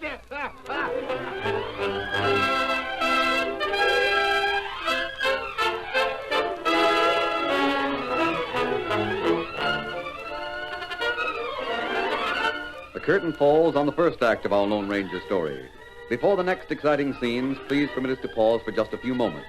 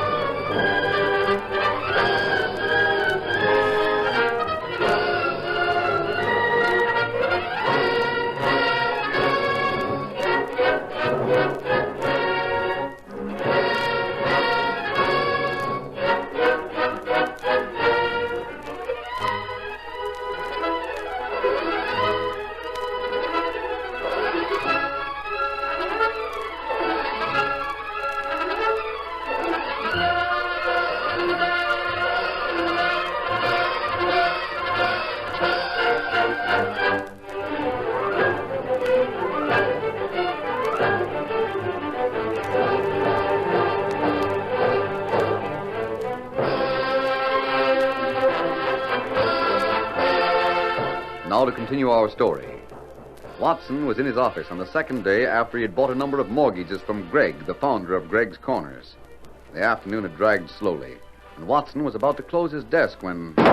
Hey, Watson, I got something that might be interesting to you. Come in, Lefty. Close the door. Watson, I just came from Hank's place. I went there, like you said, to look it over and check on where the property line was. How is the property line? Well, that's all right, but there was an Indian. He came right up there after I got there. He did? What do you want? Well, Hank had sent him to get a few things that have been overlooked. Hank?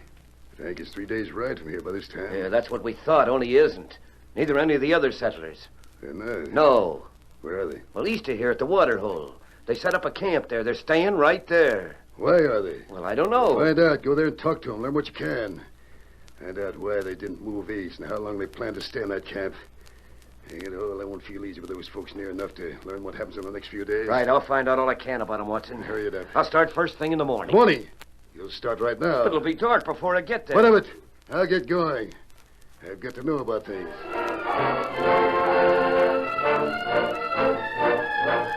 In the newly made camp, the people who had been forced from their homes made the best of their situation. Hank and Lem had already talked to the Lone Ranger and felt confident that he would help them. The Lone Ranger himself was camped a little apart from the others with Tonto. The two sat without a fire and watched the plain. In the moonlight, they finally saw a solitary figure riding toward the wagons. It was Lefty, and the Lone Ranger went forward to meet him. Whoa there. Hello there, stranger. Hi. I was heading this way and saw the campfire here in the camp. Do you want to stop overnight? Huh? Oh, yeah, sure. That'd be downright fine. Just wondering where I was... What the... What's the matter? Well, you're masked. What about it? Well, nothing. Nothing at all. There's a tent over this way with an extra space. If you need blankets, there's some you can borrow. We have some other visitors in the tent, men from east of here. Why, that's fine. I'll ride over with you. Come on, boy. Get up there. Have you started any fires recently? Huh? What's that? I thought I saw you hurrying away from Greg's house just after it started burning. Why, well, no. That couldn't have been me. Well, it must have been someone else.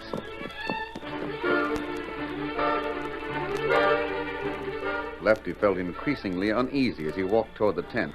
There was something about the masked man's manner that caused a peculiar tension. Why had the masked man brought up the fire at Greg's home? How much proof did that masked man have that Lefty was the one who started the fire? Can't prove anything. My word against his and Watson will give me an alibi if I need one. Then the tent flap was thrown back. The masked man stepped in and... Come in. Boys, here's a man who's going to share the tent with you. Good. Make yourself at home. My name's Bart. This is my working partner, Jack Stoddard. Howdy. You can just call me Lefty. Hey, sit down there, Lefty. It's too early to turn in. We might as well talk for a while. I'll see you in the morning, Lefty. That masked man. Who is he, anyway? He seems to run this camp. He sure learns things fast. He learns things? What do you mean? What's more, he makes plans to cash in on them. Oh, Jack, move those instruments aside, will you? Yeah, sure. Doggone things take up a lot of room. Say, well, those are survey instruments, aren't they? Well, what else did you think we'd be carrying? You two are surveyors? Oh, I thought the masked man told you. We're working for the railroad. Oh. Yeah, we got to check on the route and make sure of it before the grading crew comes along. It makes me chuckle to think of how all these people hurried from their farms and came here to lay claim to homestead land. Is that what they've done? Why else would they be here? They must have learned where the tracks were to be run. It doesn't take anything out of our pockets, Jack. No, of course not. I'd be sort of glad to see these people paid by the railroad. They need the cash. Sure do. Anyone with gumption enough to bring a family out in this part of the country and set up a new life deserves all the help they can get. Hey, just a minute. What is it, Lefty? You're talking about here. Well, sure, what about it? But, well, this is northeast of Greg's Corner. Sure it is. Bart, here's another man heard some of them rumors. Rumors? Yeah, that's about it, Jack. You see, Lefty, there was some talk for a while about running the railroad through Greg's Corners. But now... Well, if it goes through here, it can't very well go through Greg's Corners, can it? Would have to cut away toward the south, and no point in that. Yeah, I guess you're right. Well, I've got to go. Where are you going? My horse. I'd better go and see to it. See you again. What about it, Bart? You think he'll leave us? Wait a second, Jack. That's Lefty, and he's riding fast. Riding to take news to Greg's Corners. Now we'll see things happen.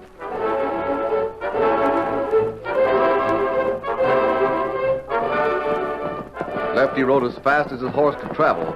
He raced up to Watson's house, leaped to the ground, and burst through the door. Watson, wake up fast. What's the matter? Oh, matter of plenty. Lefty? Yeah, I've just come from where the ranchers are camped. They've skinned us, Watson. Skinned us at your game. Oh, hold on. What are you talking about? Wait till I get a lamp. Never mind the lamp. You act like you've been eating local wheat or something. Well, I was in that camp. There were survey men there. They had their instruments.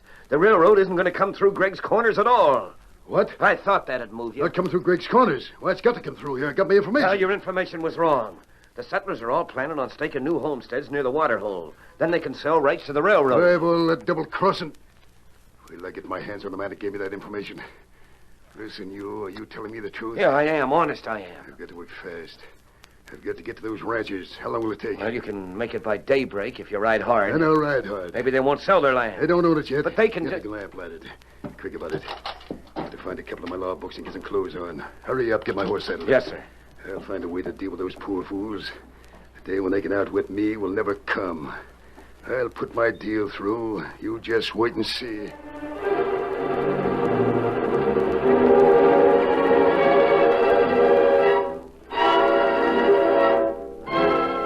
Same night, there was another caller at another house. Greg was wakened by a tall masked man who rapped gently on the door. Oh, sakes alive. What do you want at this time? Masked. Hello, Greg. Say, I remember you. Good. You helped me when my house took fire. I want you to take a trip with me, Greg. I have a wagon for you to ride in. A wagon? Yes, your own. Ride. This time of night? Where to? Why? Now, please save your questions until later. I want you to see what a friend of yours is going to do at daybreak. Friend? Friend of mine? I don't have any friends left. You'll have a lot of friends, Greg, before another sunset. Now come with me.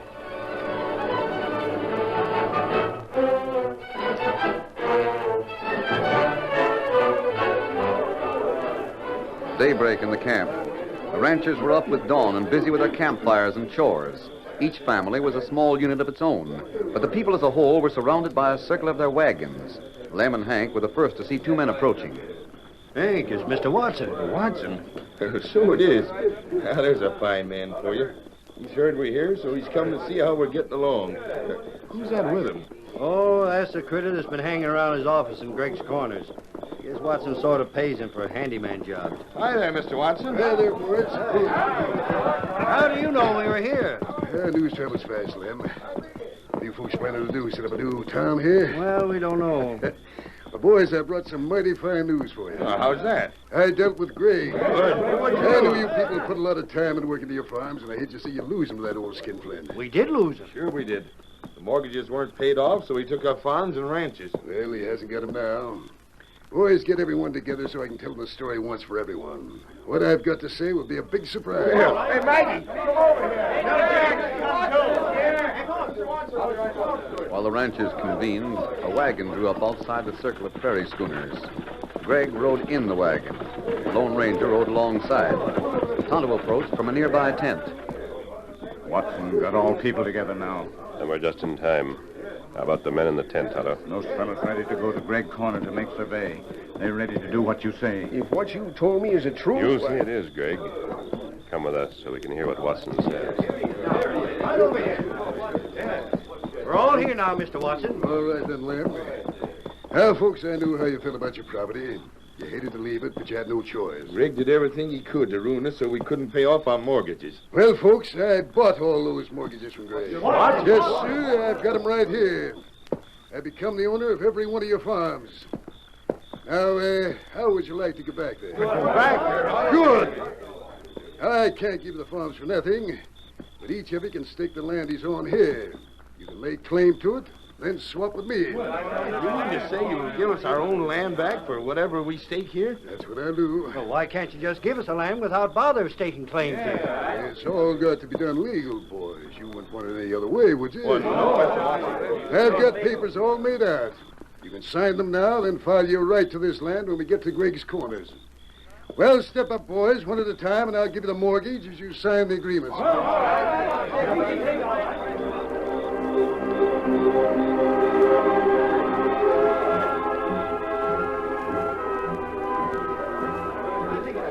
He's almost through now, Greg. That dirty schemer. Tonto, bring out Bart and Jack.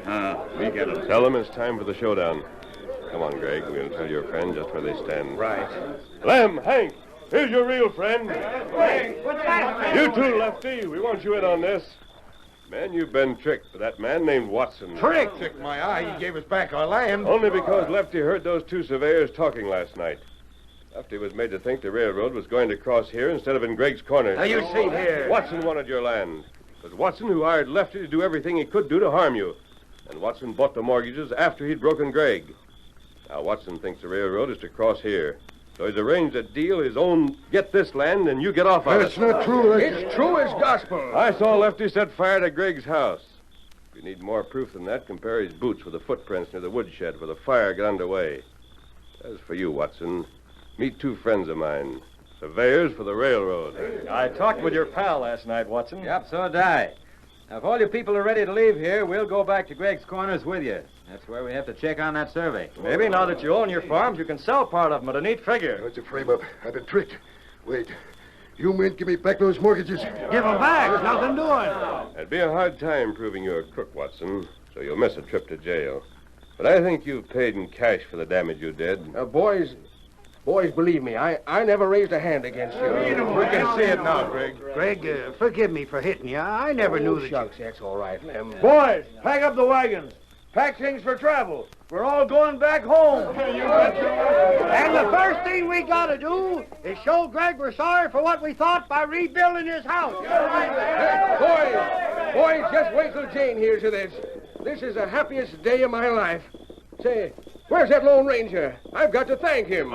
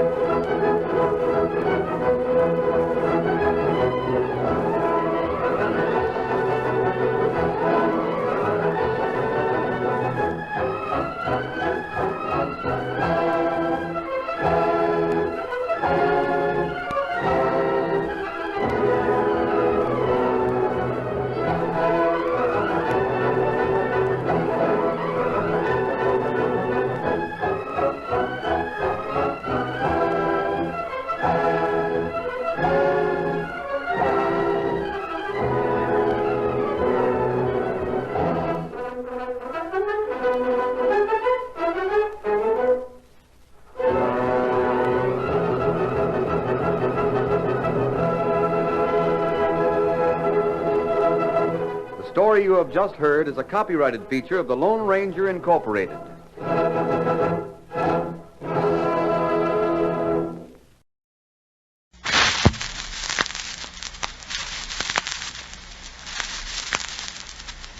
Mum.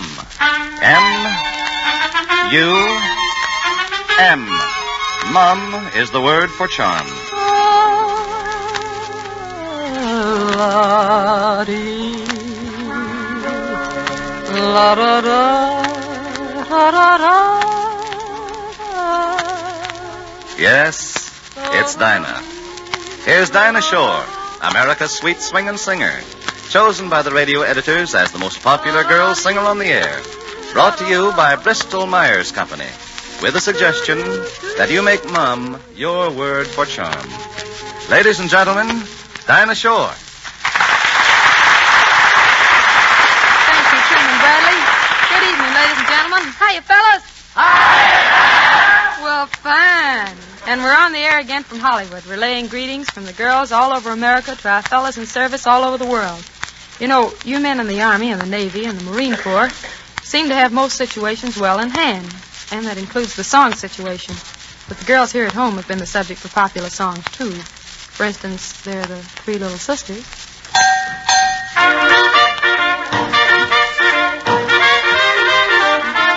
There were three little sisters,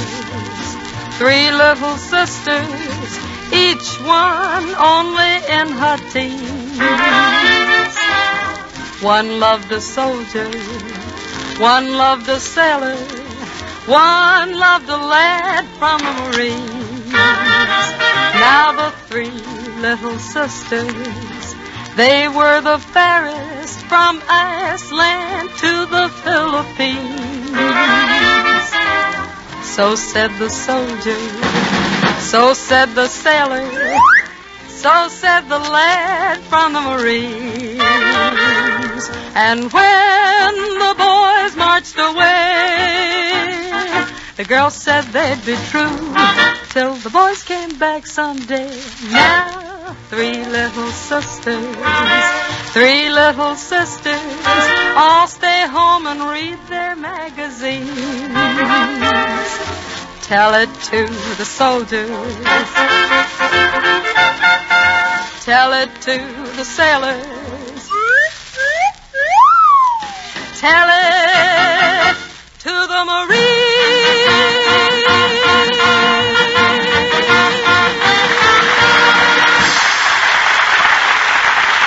Thank you. Thanks a lot. Delightfully done, Dinah. But you know, I can't say I'd trust that trio. Oh, well, Truman, it's still a cute song. But believe me, those three little sisters ought to meet the servicemen I met at Chico Army Flying School last week. Chico Field. Well, Dinah, that's way up past Sacramento. What were you doing winging your way along Northern California? Well, the cadets at Chico asked me to be their war bond girl, and we really had a fine time. They're a grand group of fellas, and I'd like to sing for my next song a tune that I'm sure will echo the sentiments of their girls back home. All I need is you. I don't need $1 million to make my dreams come true, baby. All I need is you.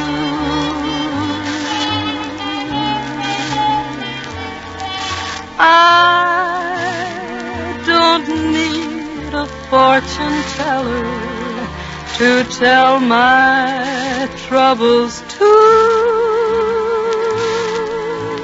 baby. All I need is you. Don't need the sun, don't need the stars, for at last I realize I found the sun, I found the stars shining in your eyes. I'm right at the gates of heaven. I could walk right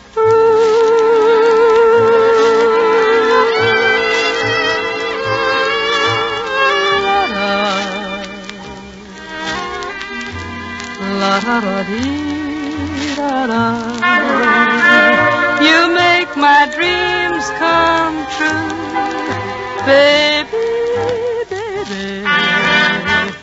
All I need is you.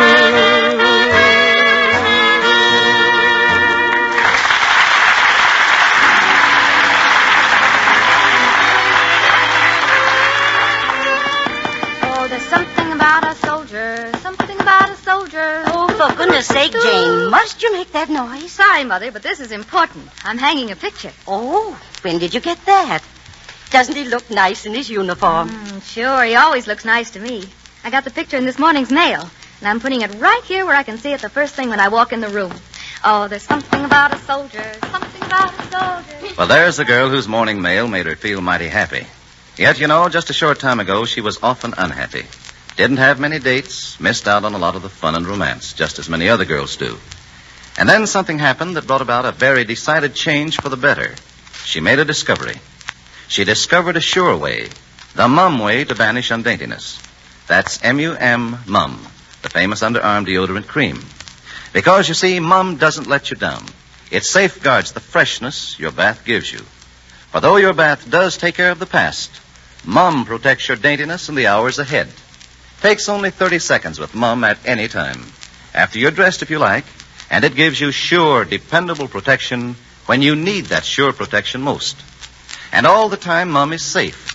It does not irritate your skin, does not harm the fabric of your daintiest dress. So no wonder Mum is growing in popularity by leaps and bounds. No wonder so many thousands of modern women and alert men use Mum every day. Why don't you get a jar from your druggist tomorrow and discover this sure way, the Mum way, for yourself?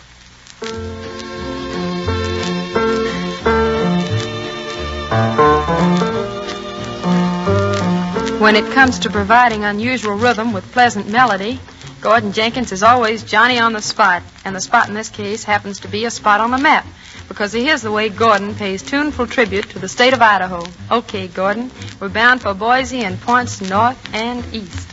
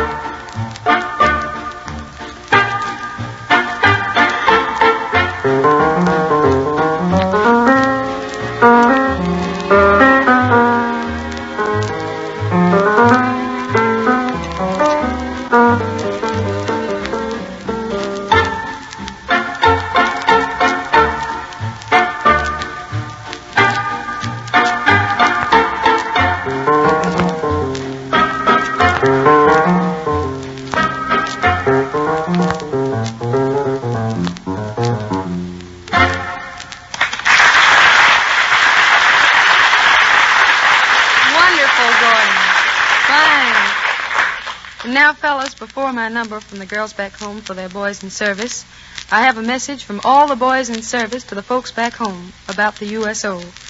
Ask any soldier or sailor marine, and he's mighty sure to say something like, "Boy, that USO is tops.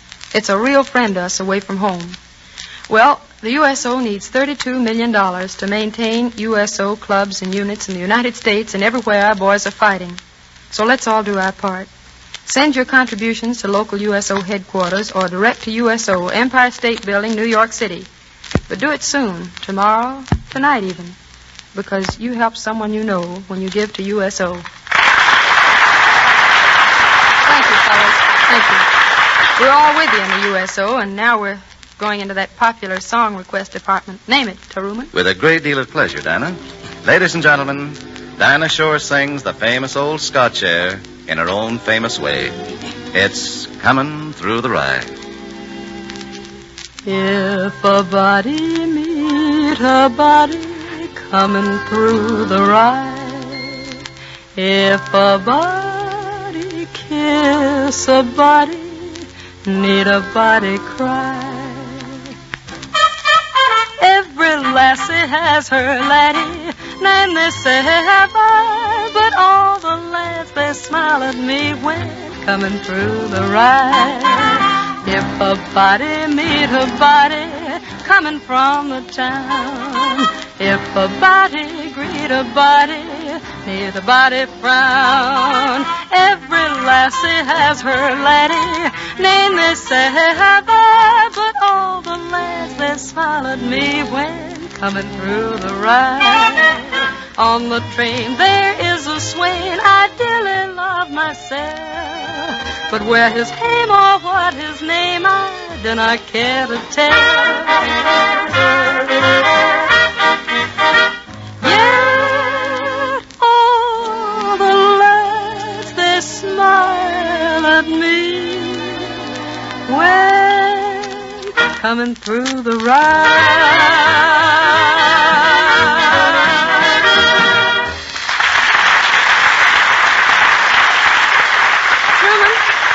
Last night, I had one of the biggest thrills of my life. Oh, what was that, Dinah? Well, Gordon Jenkins and I had the honor of taking part in the annual George Gershwin Memorial Concert here in Hollywood with Bing Crosby, Harry James, Paul Whiteman, and the Los Angeles Philharmonic Orchestra. And tonight, I'd like to repeat one of the songs that made the event one I'll always remember. It's a melody that only Gershwin could have written, and I hope you'll all enjoy hearing Summertime. Summertime, and the living is easy.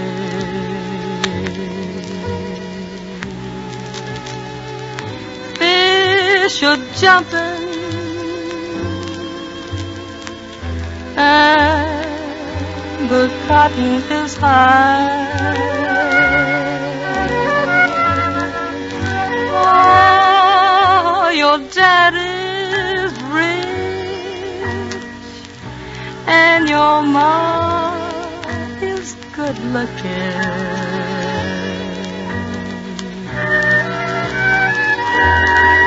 So hush, little baby, don't you cry.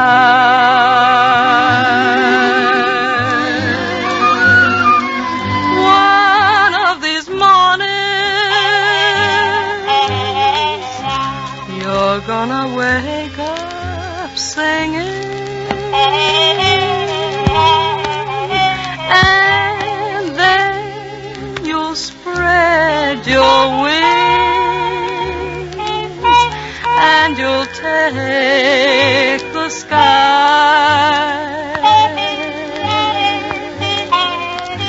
But till that morning,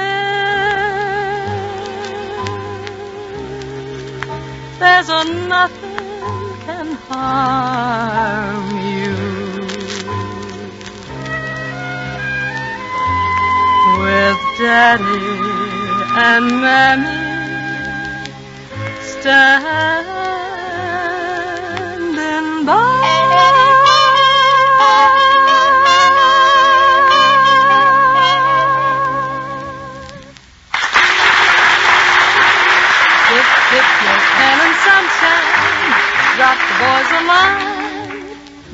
girls. Do it right now while we're thinking about it. When he answers mail call, don't let him think you've forgotten. Right, Dinah. I know you have another word or two, but first, just a reminder for you listeners. Won't you remember to make Mum your word for charm? Get a jar of Mum. That's M-U-M, Mum, from your druggist tomorrow. This is Dinah Shore saying good night. Good night to all you men in the service from us girls you left behind. Good night, fellas. Night, girls. And remember, everybody, to send your contribution to the USO right away. Remember, next Friday night, Dinah Shore, same station. Truman Bradley speaking. This program came to you from Hollywood. This is the Blue Network. KECA, Los Angeles. It's 8:30.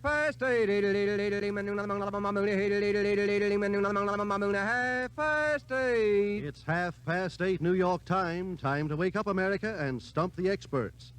Each week at this time, you match your wits against those of Lucky Strike's Board of Wise Men. You furnish the questions, and our experts try to answer them. For every question used, Lucky Strike will reward you with $10 in war stamps. If the question is muffed, you get a total of a $50 war bond plus the 24-volume set of the Encyclopedia Britannica. Send your questions to Information Please, 480 Lexington Avenue, New York City.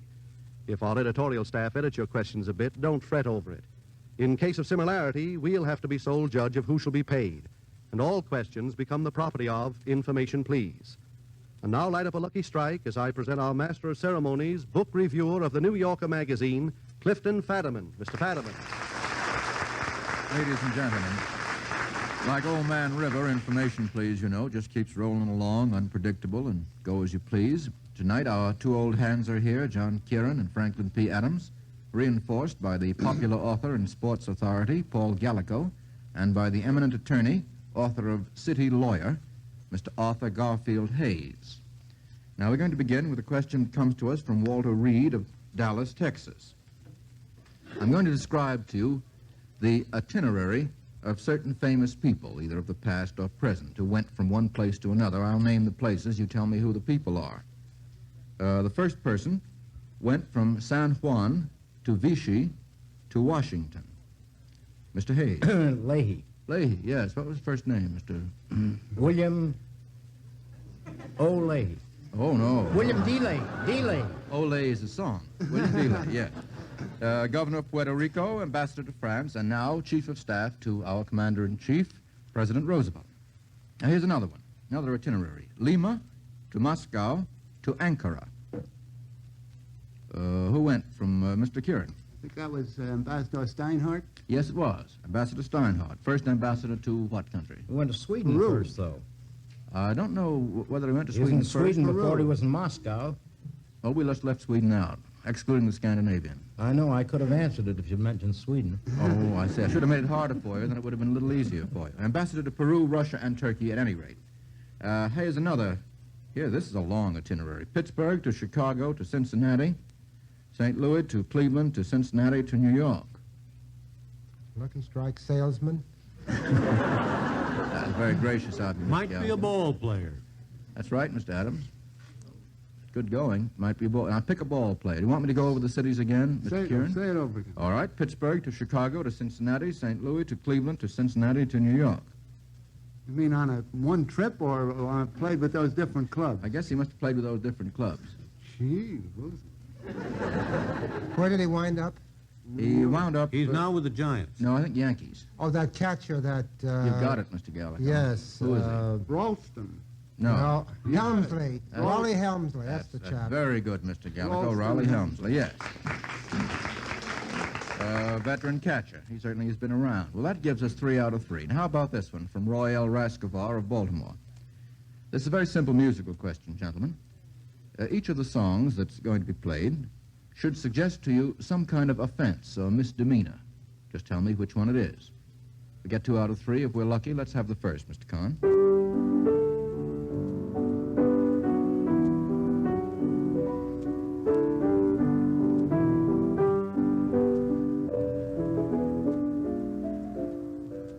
Of course, you have to know what the song is about. Otherwise, it's good. Oh, you like that? You wouldn't care to guess, Mr. Adams. No, I have no idea what the It doesn't bring any offense to mind at all. Sounds like you might have stolen a kiss or something. No, it's... No offense. Taken or meant. It's Tell Me Pretty Gypsy. That's the name of the song. What's the offense? Fortune-telling. Fortune-telling, yes. Is fortune-telling an offense, Mr. Hayes? Yes, sir. In New York State. In New York State? Well, how is it that we sometimes see in these tea rooms placards saying, your fortune told? They're hauled up every once in a while when somebody kicks about it, but the law isn't generally enforced unless somebody makes an objection. Well, there are a great many of those Oh, yes, around and it's town. generally ignored. What's the fine for telling fortunes? Depends upon the disposition of the magistrate. I see. Well, the disposition of this magistrate is to mark you wrong on that one. Now, here, the second one I think is a little easier. Let's have it.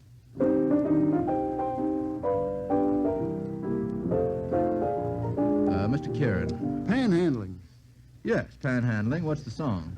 Brother, can you spare a dime? Yes.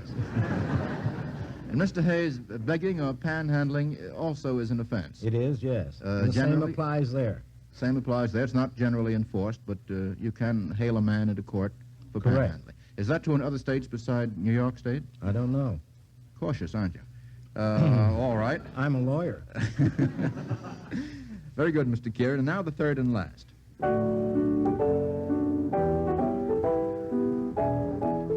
Mr. Adams? Jilting. Jilting, yes. Oh, yes. well. Jilting, of course, is not a legal offense. No, but what is the there legal was I offense? waiting at the church. Right. And what is the legal offense, of which jilting is your own particular way of putting it? The groom didn't show up. Sure. Mr. Gallico? Breach of promise. Yes, breach of promise. It's not a legal offense in New York State. It is not? Not anymore. That was outlawed by the legislature Gee, a I couple wish years I'd ago. known that. There's no such thing as a breach of promise suit in New York State any longer. I wouldn't be here tonight if I knew that. Well, thank you, Mr. Hayes. A great many hearts will beat lighter tonight as a result of having heard what you said. Well, that gives us 2 out of 3. Thank you, gentlemen. How about this one from Mrs. E.C. Stewart? That's known as the heart bomb law. Right. Are you trying to get a little legal information free, Mr. I'm Adams? giving it.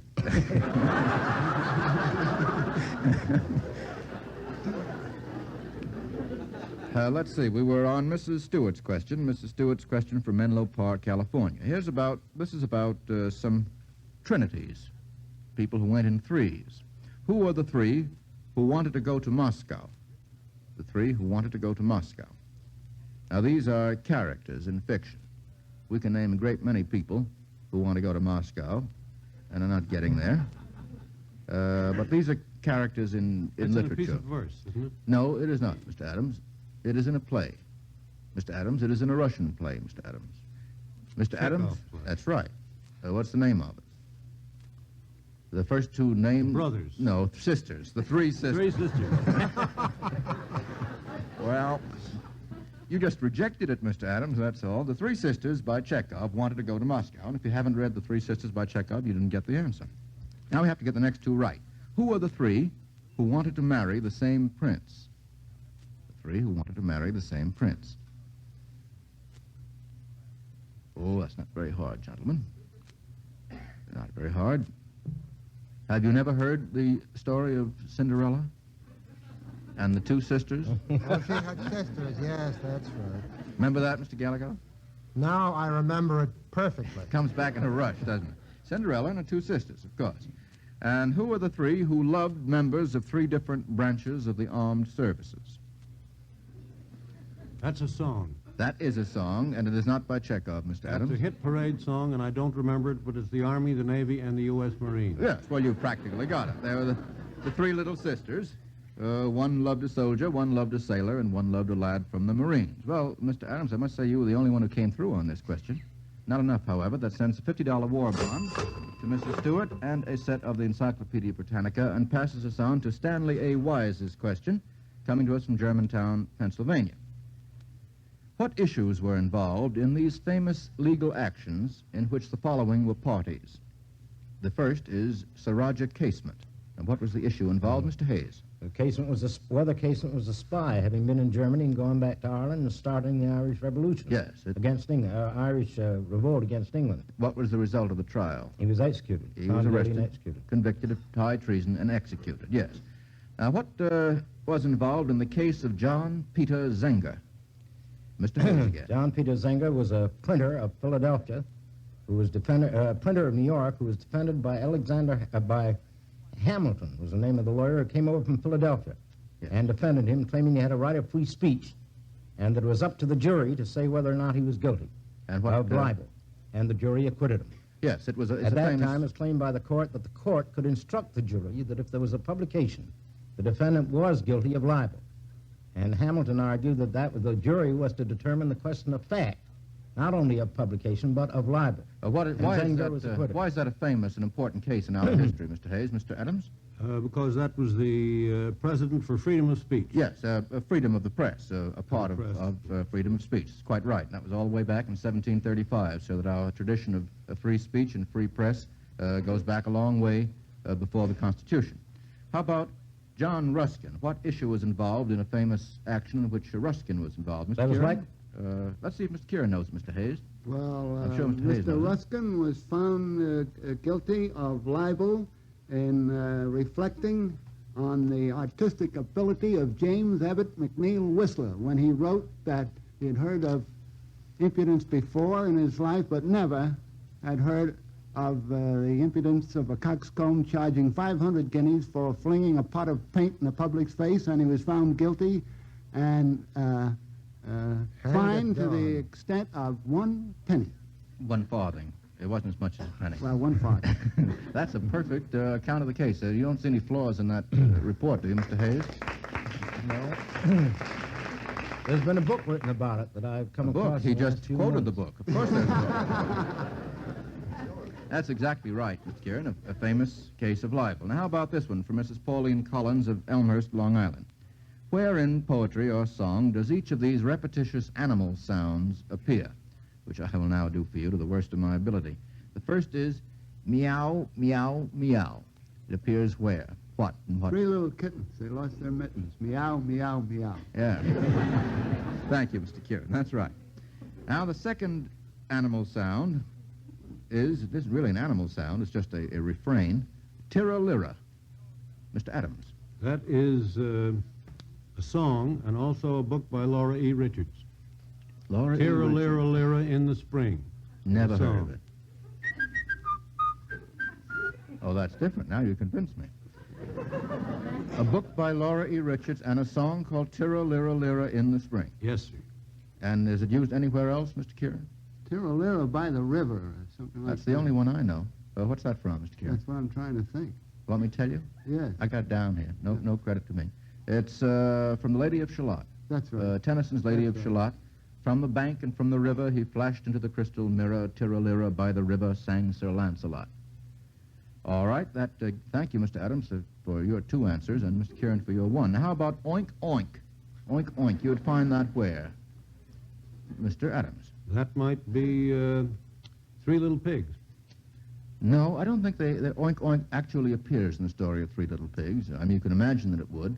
It does appear, however. It does appear in a song called Old MacDonald Had a Farm. Sure, that's the one. How does it go, Mr. Kieran? You couldn't give us an immortal line or 2 With from an it. oink, oink here, and an oink, oink there, and here an oink, there an oink. That's the one. E-I-E-I-O. Now, Mr. Cross, quite unblushingly, reveals that one important part of his job is just to remind you of something you already know. Yes, ladies and gentlemen, you know, if you just stop to think of it, that in a cigarette it's the tobacco that counts. But do you stop to think of it in selecting your own cigarette? If not, you may be missing out on some real smoking enjoyment. For better tobacco makes a better cigarette, and smokers, Lucky Strike means fine tobacco. At market after market, year after year, we consistently pay the price to get the milder, better quality leaf. In Clarkton, North Carolina, for example, at auctions of the 1939 crop, the American Tobacco Company paid 32% more for the tobacco it bought for its cigarettes and other tobacco products. Yes, 32% above the average market price published by the United States Department of Agriculture. And that crop, properly aged, mellowed, and blended with other fine crops, is in the Luckies you buy today. Mr. Fadiman, have I shown what may be gained by trying Luckies? Mr. Cross, the facts speak for themselves, and in just 55 seconds. Now, here's a question from James D. Campbell of Philadelphia. I'm going to give you some statistics and tell me which heavyweight champion these statistics describe? Here's the first. 6 feet, 6 1/4 inches, weight 252. Who is it? Mr. Gallico. Primo Carnera. No, that's wrong. Willard. Jess Willard. That's right, Mr. Hayes. You ought to become a lawyer, Mr. Gallico. You should become a sports expert, Mr. Hayes. But it's an easy mistake to make because it's probably pretty near. How about 5 feet, 11 3/4 inches, weight 172? 5 feet, 11 3/4 inches, weight 172. Mr. Kieran. I'll try Bob Fitzsimmons. Bob Fitzsimmons is right, yes. Is that pretty thin for a guy as tall as that? I doubt. According to the old stories, he never weighed that much. He was very lanky, wasn't he? He had big shoulders and skinny legs. Yeah. You wouldn't think he would weigh as much as 172. How about 6 feet, 5 3/4 inches, weight 267? Mr. Gallico. That's got to be Carnera this time. Right. That's right. Told you I'd get around to you, Mr. Gallico. That's right. Well, that gives us 2 out of 3. How about this one from B.D. Weiler of Philadelphia? From poetry or song, quote a line that mentions 3 different kinds of cloth. That's to say, give me 3 lines if you can. Any kinds of cloth. Mr. Adams. Purple and fine linen. Purple and fine linen. Very good. From what's the source of the quotation? I think it's the Bible. I think if that is right in the Old Testament. I think it is in the Old Testament. Just where, I don't know. Mr. Kieran? When as in silk my Julia goes. Let's have a line or 2 more of that. Do you remember? That's a And then how... Methinks how sweetly flows the liquefaction of her clothes. Yes. Who wrote that, Mr. Kieran? R. Herrick. R. Herrick. Yeah, very beautiful lines by Robert Herrick. Now, that gives us 2 kinds of cloth. How about... Oh, you can think of other kinds of cloth. Mr. Kieran, was that your hand going up? Yeah, it was. It wasn't up, but it's up now. Down where the cotton blossoms grow. That's a good one. That gives us cotton. How about calico? Mr. Adams, can you give us a line with calico in it? Paul Calico. Oh.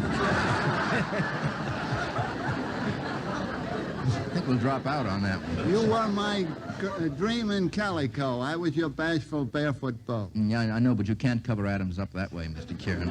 What he said will be remembered forever, I'm afraid. Here's one from Kenneth F. Weissenborn of Maywood, New Jersey.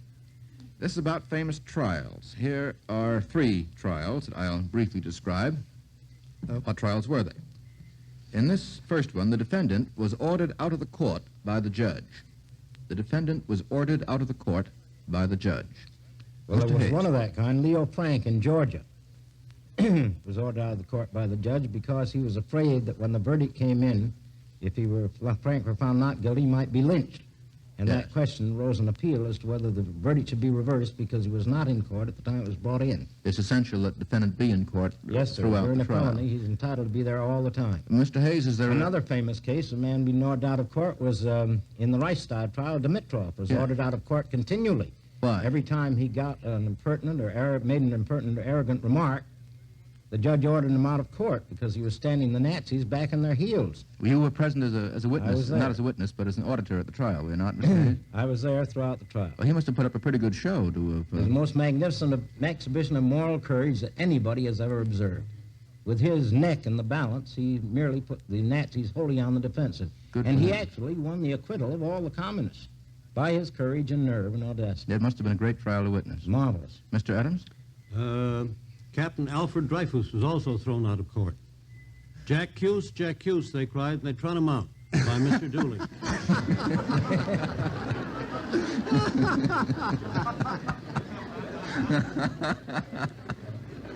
If he said that, they should have thrown him out.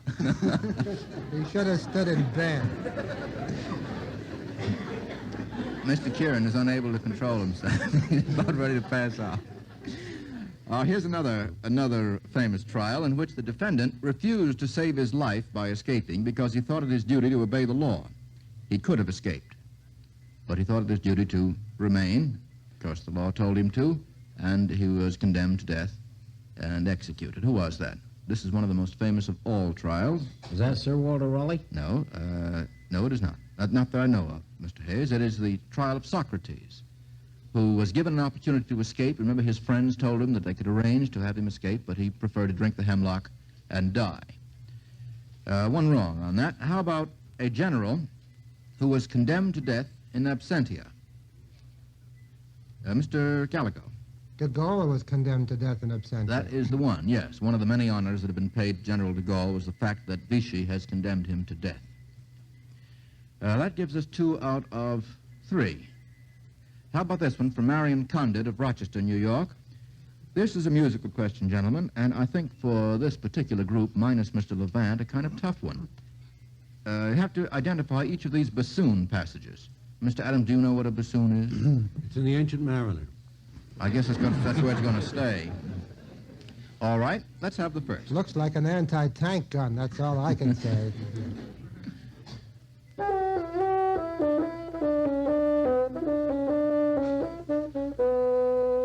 Mr. Gallico. Scheherazade. Atta boy, Mr. Gallico.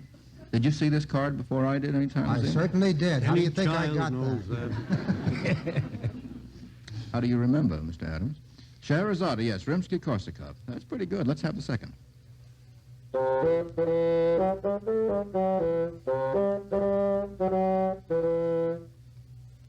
Mr. Gallico? It's very Tchaikovsky-ish. Go ahead. That's as far as I can go. Can you count up to, what can you count up to? What symphony? 1812. No, this... Tchaikovsky Fifth. I don't know, we ought to give you some credit on that, Mr. Gallico, shouldn't we? I think we'll give you sort of half credit. Now, how about the next one?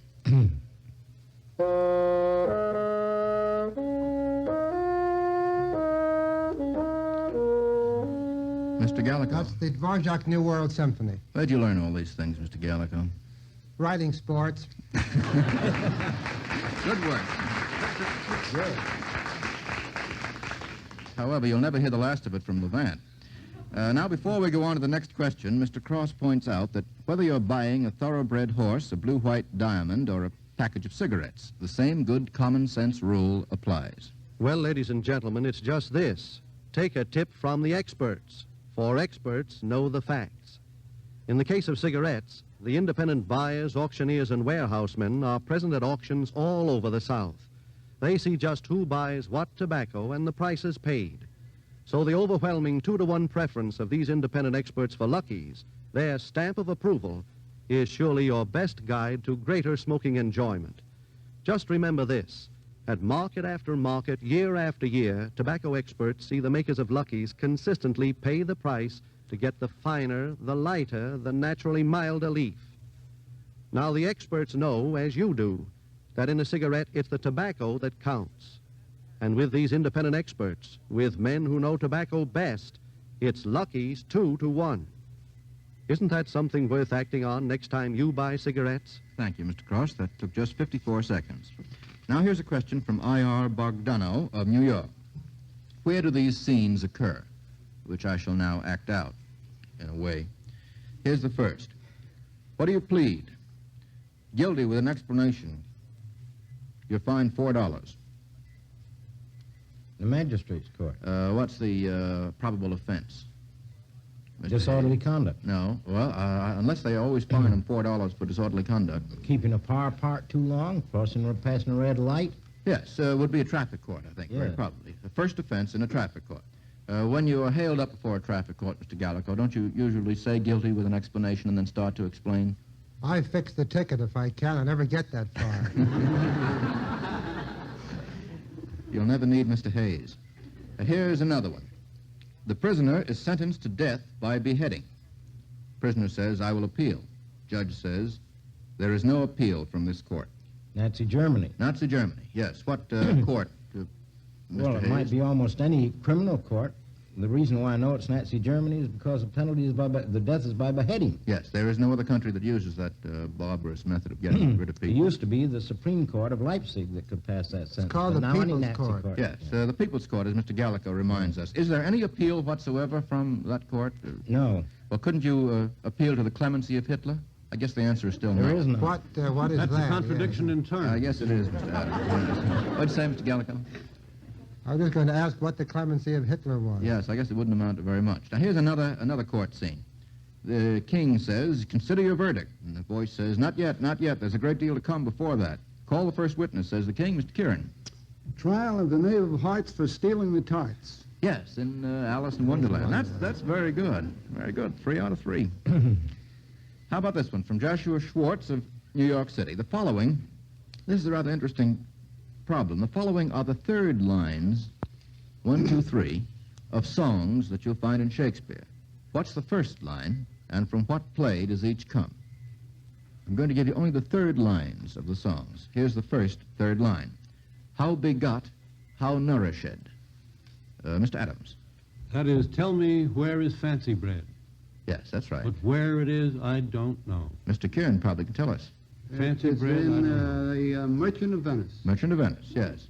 How do they... Tell me where is fancy bread, or in the heart, or in the head? How begot, how nourished. Reply, does it go on like that? Something of that sort. Yes, a lovely song from the Merchant of Venice.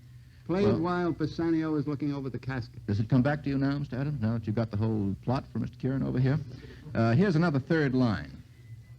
And those eyes, the break of day. Mr. Kieran. Take those lips away, that's so sweetly all forsworn, and those eyes that break of day, and so forth.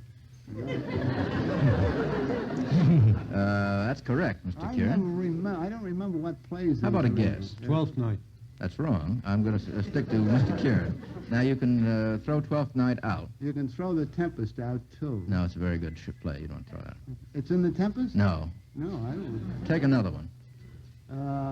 Much Ado About Nothing? No, Measure for Measure. It's one of the lesser-known plays.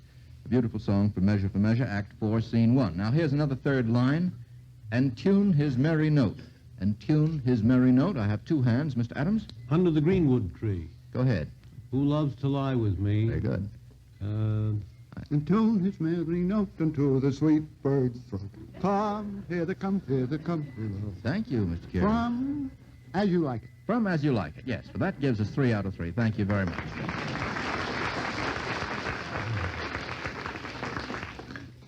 Hester C. Stroh of Reading, Pennsylvania, sends the following in. What do these names have in common? Trout, fox, peacock, and sturgeon.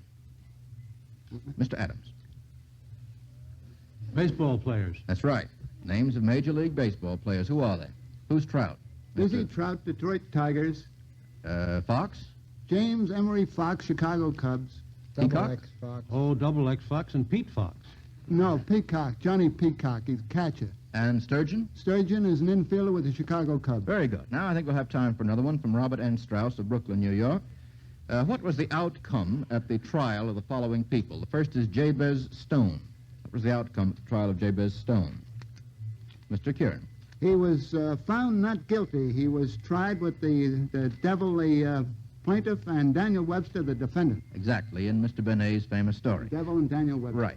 Mary Dugan. What was the outcome of the trial of Mary Dugan? Mr. Hayes. Acquitted. Yes, and where would you find the acquittal in, in what play? Well, I remember the play, The Trial of Mary Dugan. By Bayard And Anne Harding played in it. That's right, a famous play, The Trial of Mary Dugan. How about Angelina versus Edwin? Mr. Adams? That's in trial by jury. By whom? By W.S. Gilbert. Perfect. And what happened at the trial? What was the outcome? The judge married the plaintiff.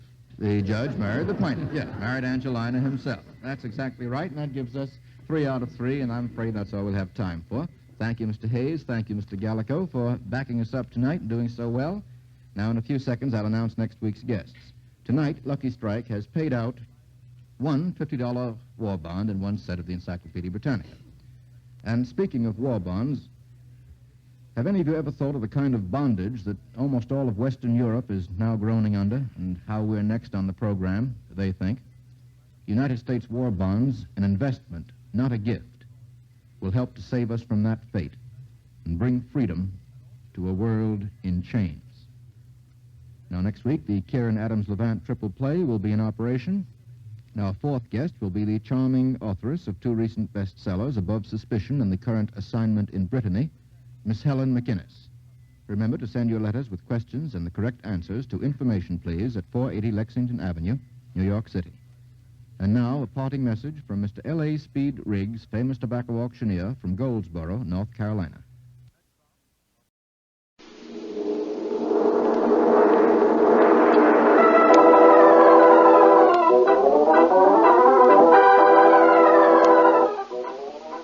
The Adventures of Jungle Jim.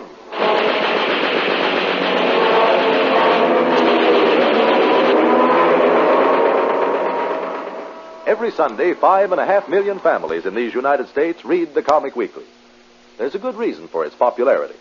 Just pick up a copy and turn through its pages. Bringing Up Father, Flash Gordon, Popeye, Blondie, Little Annie Rooney, The Phantom, Donald Duck, Henry, Tilly the Toiler, Skippy, Barney Google, The Little King, and so on down the list. It's no wonder there's a friendly quarrel on Sunday mornings over who's going to read the funnies first when your Sunday paper carries the Comic Weekly. It comes to you every Sunday with the great Hearst and other Sunday newspapers from coast to coast.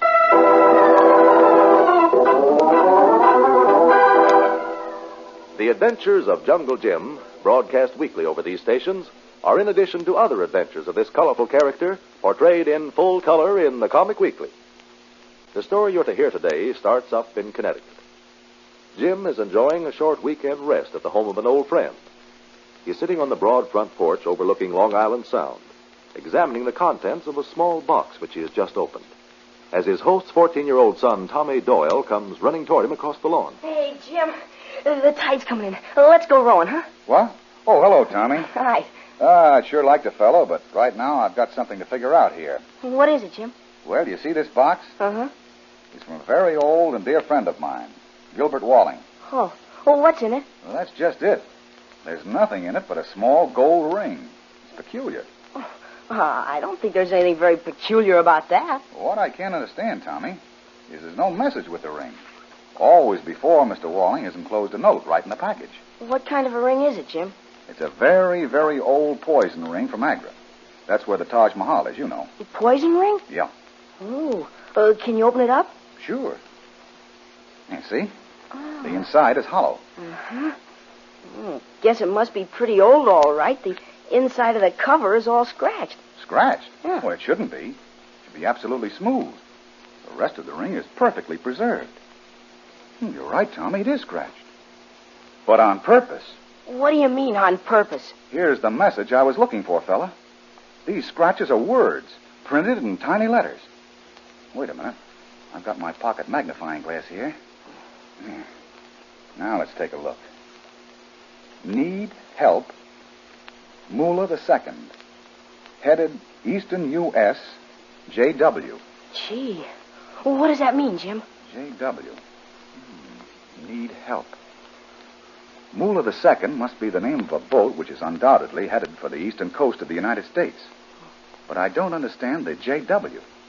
Mr. Walling's name is Gilbert. Wait a minute. Have you got it, Jim? I think I have. Yeah. Jeffrey Walling. Jeff is Mr. Walling's young son. Oh, you think he sent you the ring? Yes, I do, Tommy. He must be on that ship named Moolah II, and he needs my help. Okay, he'll get it. Well, what are you going to do? Well, first, I'm going to New York and check on all ships clearing into United States ports. If I'm lucky, I'll find out where the Moolah II is docked. Then, well, who knows? Jim. Yeah? Can I go with you?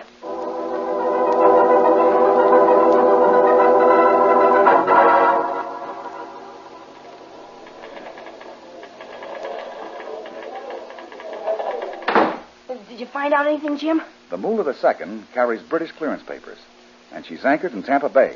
Tampa?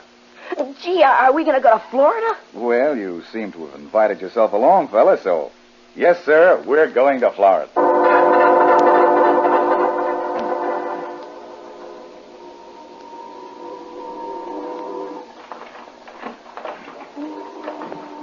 Jim, why did you want to go fishing at this time of night?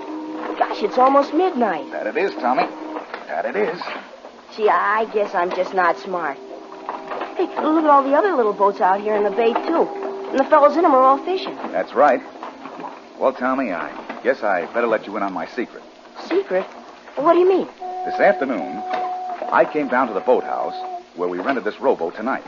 And I told the keeper there that if he could get a lot of boys and men down here tonight, I'd pay them 50 cents for every fish they caught. 50 cents for... Well, for gosh sakes, why? Oh, don't you see, Tommy? 2 reasons.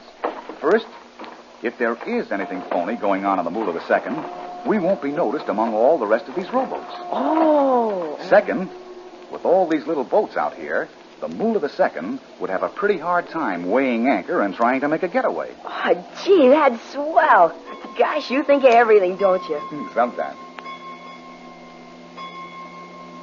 11:30. There she is, Tommy. Dead ahead. The Moolah second? Yep. Not a light on board. Except her port and starboard running lights. Now, Tommy, here's something else I didn't tell you. You see that small boat just off our stern with the outboard motor? Yeah. Now, those two men there are customs officers. They're tagging along with us just in case of trouble. Gosh. Now, I want you to pull that little plug out. There, that one on the bottom of our boat. Pull it out? Why? Because we're going to ship some water. Then row like mad for that boat. If we're challenged, we can show our boat half full of water and prove we had aboard the Moolah for safety. Oh, yeah, I get it. Okay. Ready? Yep, pull it out. There she is.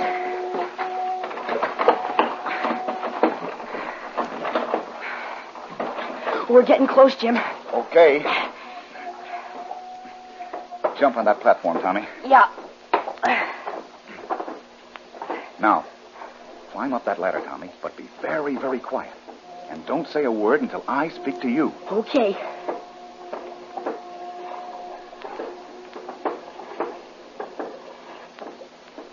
Follow me. Wait. Wo ist das Papier? Haben Sie das Papier? Ja oder nein? Nein, Herr Captain, nein. Wieso denn? Ich wollte hingefahren. Hast du verloren? Wo ist es denn? Come on, Tommy. All right. We'll wait here a minute. Gosh, what was that, Jim? Tommy, those men were talking in German. German? Maybe they're Nazis. I don't know yet, but we're going to find out. I'm going to signal those customs men to come aboard. Wait. There's somebody over there by the rail. Yeah. Oh, it's a young native boy. Perhaps the cabin boy of the ship. We'll have to pass him to get to the bow so we can signal the customs men. Come on. Hello, boy. Oh, go away. You're in great danger. You mustn't stay on the ship. Go away quickly. What? Jeff Walling, is that you? Mr. Bradley. Oh, I knew you'd come. I knew it. We can't talk here, Jeff. Can we go below? Yes, sir, we can. Follow me.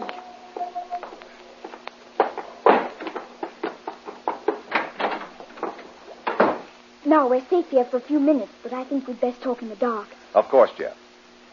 Jeffrey Walling, this is the son of another very dear friend of mine, Tommy Doyle. Hi, Jeff. Rumgar, you there?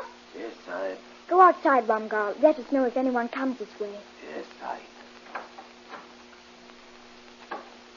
Rumgar is the ship's cook, Mr. Bradley. He's our friend. Oh, good. Now, Jeff, what's this all about? Well, I must tell you very quickly. Back in Bombay, Father invented a new bomb sight for aeroplanes. There were two men Father thought were his friends. They'd been working in Bombay for years as tea exporters. But really, they are Nazi spies. Golly, spies! Yes, they're the ones who own this boat. They came to Father and told him if he didn't turn his bomb sight over to them, they'd kidnap Mother and me.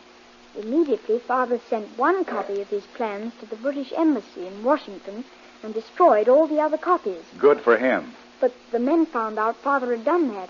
So they came to our home one night when Mother was out working for the Red Cross. And they took Father away with them. I changed my clothes and put on this native costume and followed them. When they brought Father on board this ship, I slipped on board too. And almost immediately, they weighed anchor and sailed away from India. Well, where's your father now, Jeff? Oh, he's right in here. They kept him chained in his food bin off the galley.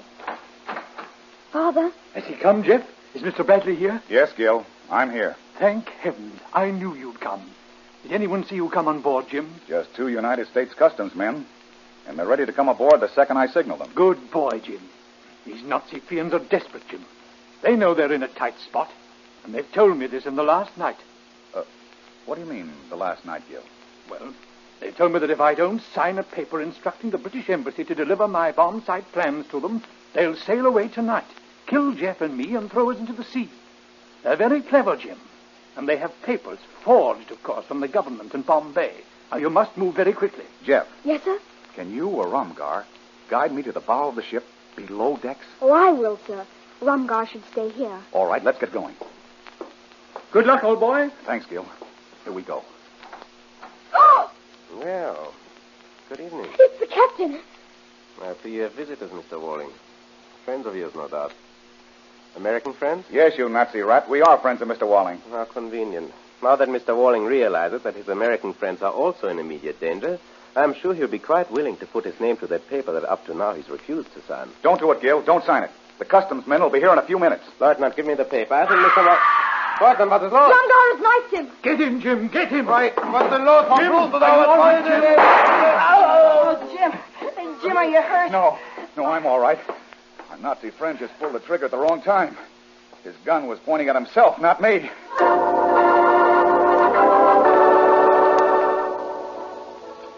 This is a beautiful place, Jim. Yesterday, I certainly wouldn't have thought I'd be here today, strolling around these lovely grounds in Connecticut. Gosh, just think, Jim. It was Jeff who thought of sending you that ring. Why, if it hadn't been for him, you never would have been able to save Mr. Walling. You're absolutely right, Tommy. Golly, I wish it had been me. Not at all, Tommy. You shouldn't wish any such thing. You American boys and girls are doing a wonderful job right now. Boy Scouts, Girl Guides, all that sort of thing. Yeah, but gee, and then there's collecting waste paper and scrap metal. Messengers for your air raid wardens. The Junior Victory Army. I can tell you right now, when Father and I get back to Bombay, I'm going to start up a lot of things I've learned from you. And you're right, too, Jeff. While the boys at the fighting front keep 'em flying, all of us at home have got to do our duty. We've got to keep 'em rolling.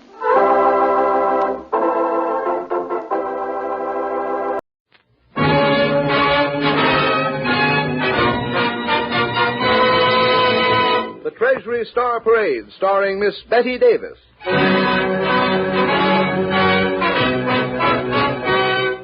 Produced under the personal direction of William A. Beecher with David Broekman and his orchestra and chorus, Miss Betty Davis and Norman Ralston's stirring dramatic poem, Paris Incident.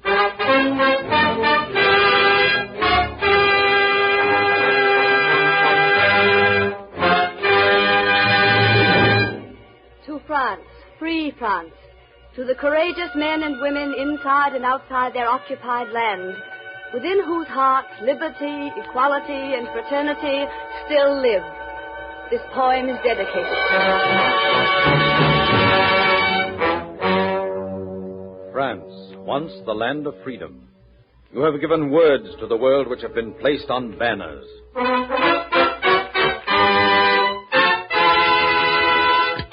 Home of heroes and heroisms. Your shining deeds and daring once put new blood into the veins of history. And today in our great New York harbor, your Statue of Liberty holds the light aloft, symbol of safe harbor and haven to the hunted, the oppressed, the poor.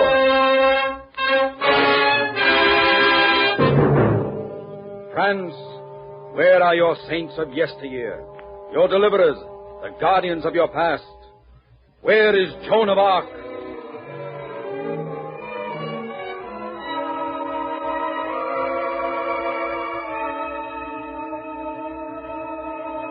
I heard the voices telling me, go out and lead the soldiers.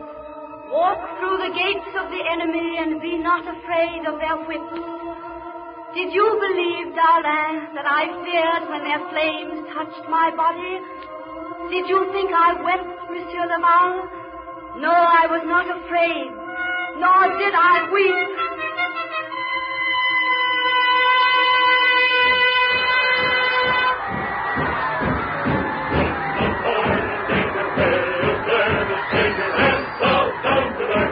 Or do you think that Albion was afraid, leading the rebel army of Paris out of the gates against Burgundy?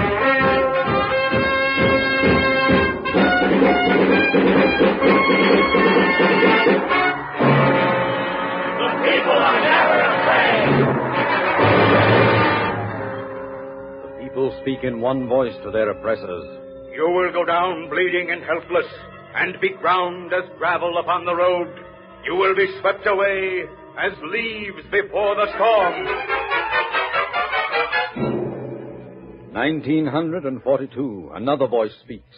A Joan of Arc for this year, calm and beautiful as the voice in a legend that will never die. Oh, my native land, my France.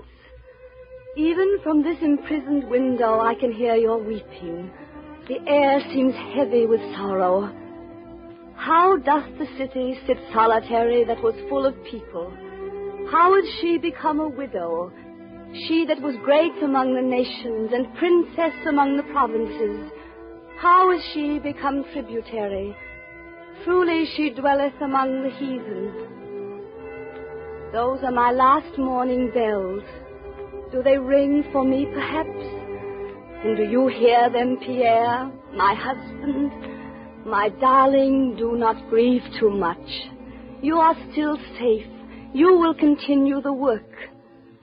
Remember the words of that American who died so very young and long ago. I regret that I have but one life to give for my country. His words are the words of our century, Pierre. There is no other way for us. It is not so hard to die. That morning, when they marched through the town, shouting commands, pounding on our doors, demanding food and drink. Oh, I was not quick enough. Swine, we will teach you to obey quickly when we command.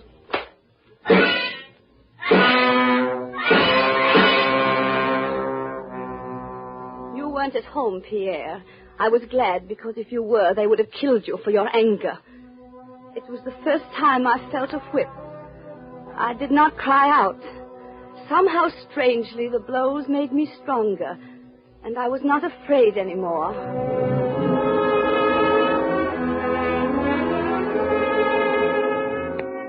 I love you, Pierre.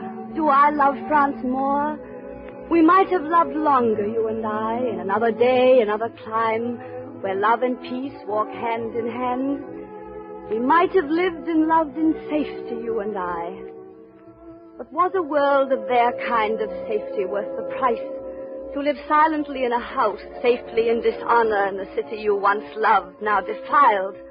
Oh, no, Pierre, we could never live in such safety. Not you, nor I, nor so many others. Tomorrow night will be the time. The dynamite will be ready. How many guards? 2 or 3. It will be dangerous. I will go. No, let me go. No, I will do it. This is a man's job. It may be easier for a woman. They will suspect a woman less. No, it is too dangerous. Are we to be afraid of that word? Let the man or woman speak who has not seen the face of danger. Let me go. Some of you have children. Remain with them a while longer. Let me go first. It was easy to decide, Pierre. You didn't speak a word at first. How were you to say no? Each of us knew the meaning of our lives and the value of them. Each of us understood. That last evening, Pierre, neither of us slept. You remember, darling, our first summer near the sea. How we lay awake listening to the waves and the gulls over the water. Our first vacation. Our first picnic. We had such a wonderful day. The people. The children. The roller coaster and the carousel. And the hawkers.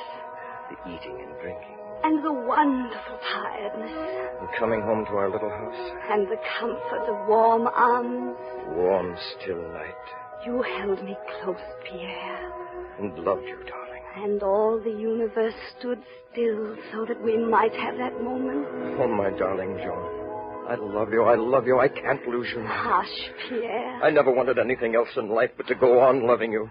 To be near you forever. If God was good. Pierre, darling. I won't let you go. We're too young. I need you. You can't go now. I won't let hush, you go. Darling, you must hush. Joan, please, Pierre, please, darling, my don't go. darling. You know I must go. You left early for your work. I felt your kiss on my cheek, Pierre, and I heard you whisper something. I wish I could remember now what it was. There is so little time for remembrance. Do not be angry that I left before you returned. There was a car waiting at dusk. We drove for hours, and every star was a good angel for me, I thought. We have arrived, madame. Is everything ready? The dynamite is all wired down in the ravine. You know the place. You will light a fuse and leave quickly. If you meet a guard. I'll know what to say. Au revoir. Bonne chance. Au revoir. How dark and lonely it was, alone at the edge of the huge reservoir, alone with the beating of my heart. I said to myself then, my husband is a soldier, and now I am a soldier, and I must win. I thought of the world, of the earth and seas, and those fighting with us on the earth and seas, and I wasn't afraid anymore. I crept slowly into the ravine. We had gone over details by map. I found the place. It seemed as if only the stars breathed, and God alone was watching. Shielding the flame with my body, I lit the fuse. Who is there? Fight! Fight over the fire! What is it? What is it coming? Down there, someone running. Halt! Stop! Ready! Fire!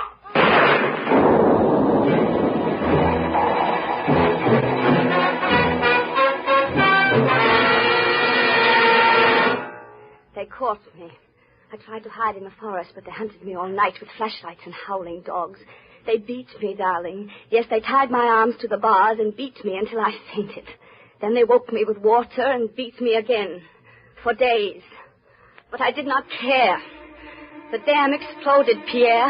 I did not fail. The water swept into the valley with the sound of thunder, and I could hear their barracks crack like boxes of wood.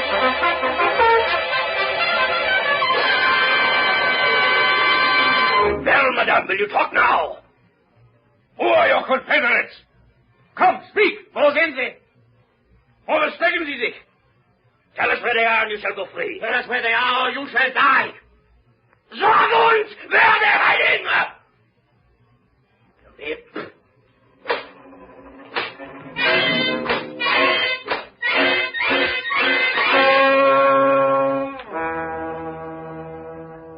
Have you still nothing to say? Nothing to say. All your weapons and cruelties will not open my mouth. All the bayonets in your army held at my throat would not make me speak. All I would say is, you are the hated ones, hated forever. You who have come here with your murderers will learn the true meaning of murder. Your own bodies will be found in the ditch or in your warm, stolen beds or in the streets where you fall suddenly. Enough, quiet. You will learn that people do not bow down easily to conquerors. You will learn that fortifications may be broken, but not the human spirit. Not by 1,000 shells. Fräulein, you will be shot tomorrow morning. Do you understand? Yes. You are not afraid? A little, but not enough to tell you what you ask, Herr Captain. For death may be swift and terrible, but it must be an honest place. And so I have come here to this last morning of my life. I am a soldier on this final day, Pierre. I will die almost as in battle. Oh, it is foolish to write all this in a letter. Perhaps if I drop it into the street, it will reach you somehow. They're coming now. Goodbye, darling. The thought of protecting others has made me stronger than their guns. For none of us is alone today, Pierre. None of us leaves this world feeling lonely. We are thousands, millions, soldiers all who daily strike their small blow. And one day, even the mountains must fall. And the day must come. Our day. Step out, please, Fräulein. March! Halt! Squads ready? Rifles up! Fire!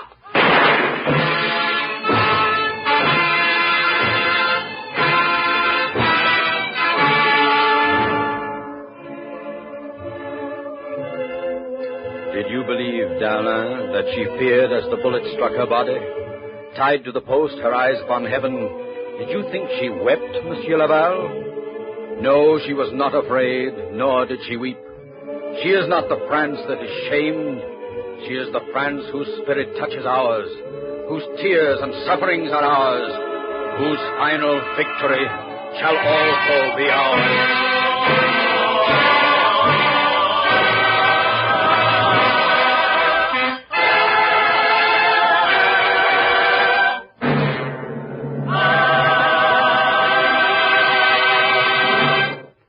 Achieve final victory. No matter how much we have to work, to fight, to save, we will win. Have you answered your war bond protocol? Are you investing at least 10% of your income, your total income, in United States war savings bonds and stamps? If you are entitled to display the new Treasury war bond sticker, and you and your family are entitled to wear the new Treasury 10% war bond button. They are your badge of honor as Americans. You can obtain them from your payroll savings officer or from your city, county, or state war savings administrator.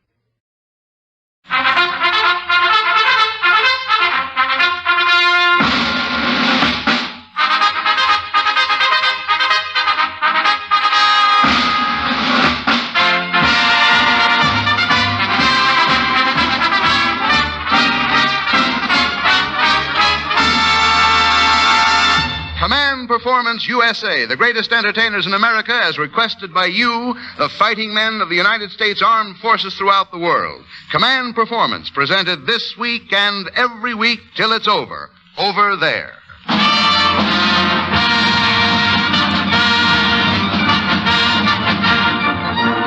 Johnny Doughboy, tried and true, and all you lads in the navy blue, and men of the Coast Guard's leathernecks, too. It's Command Performance just for you, with plenty of famous stars to hitch your wagon to. Well, I better say famous and lovely and gorgeous, and your number one choice for Mistress of Ceremonies tonight, Loretta Young.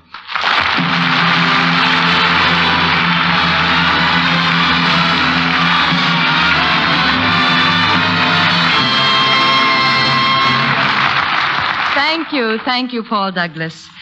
And greetings to America's most popular leading men, you men in the uniforms of Uncle Sam's Armed Forces. In the language of Hollywood, Uncle Sam has proved that he's a mighty fine casting director himself, because the whole world's been hearing of your smashing performances on land, on sea, and in the air. You're number one on the battlefield, and you're number one on the personal hit parade of each and every one of us here in Hollywood. But now let's start your big show. Here's a first-class letter from 3 privates, first class. JSC, DH, and HD, with a medical detachment at APO 954. Dear Command Performance, we all hear our program every week, and we say it stops. But so is a certain little gal who lost a certain little yellow basket, remember? We sure wish you could find that little gal and have her ship us a red-hot load of that song she made famous. Found at the Orpheum Theater in Los Angeles, the little girl who lost the famous Little Yellow Basket, the one and only a Tisket-a-Tasket girl, Miss Ella Fitzgerald.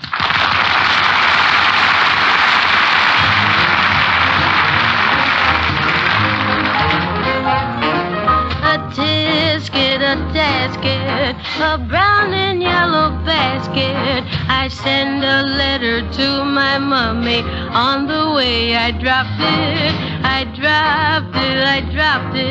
Yes, on the way I dropped it. A little girlie picked it up and put it in her pocket. She was trucking on down the avenue with not a single thing to do. She went a-pecking all around. When she spied it on the ground, she took it, my little yellow basket. And if she doesn't bring it back, I think that I will die.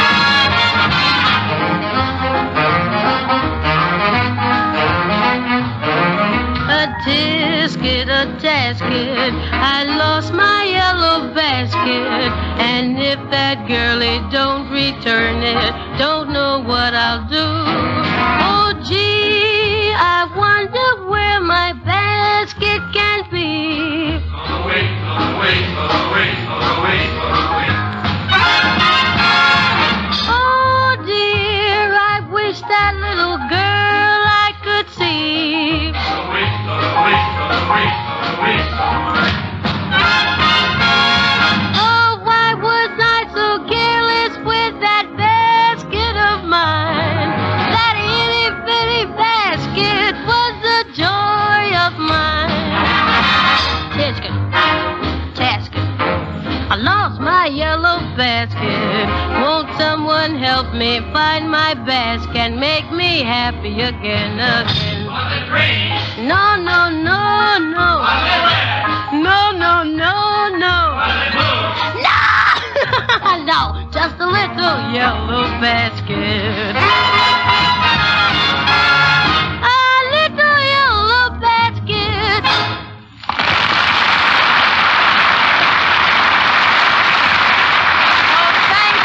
Thank you, Ella Fitzgerald. And thanks to Charles Previn of Universal Studios conducting Local 47's Command Performance Orchestra tonight. The Command Performance mailbag is filled with your requests for a few words of advice and good cheer, direct from that fabulous health resort, Crestfallen Manor.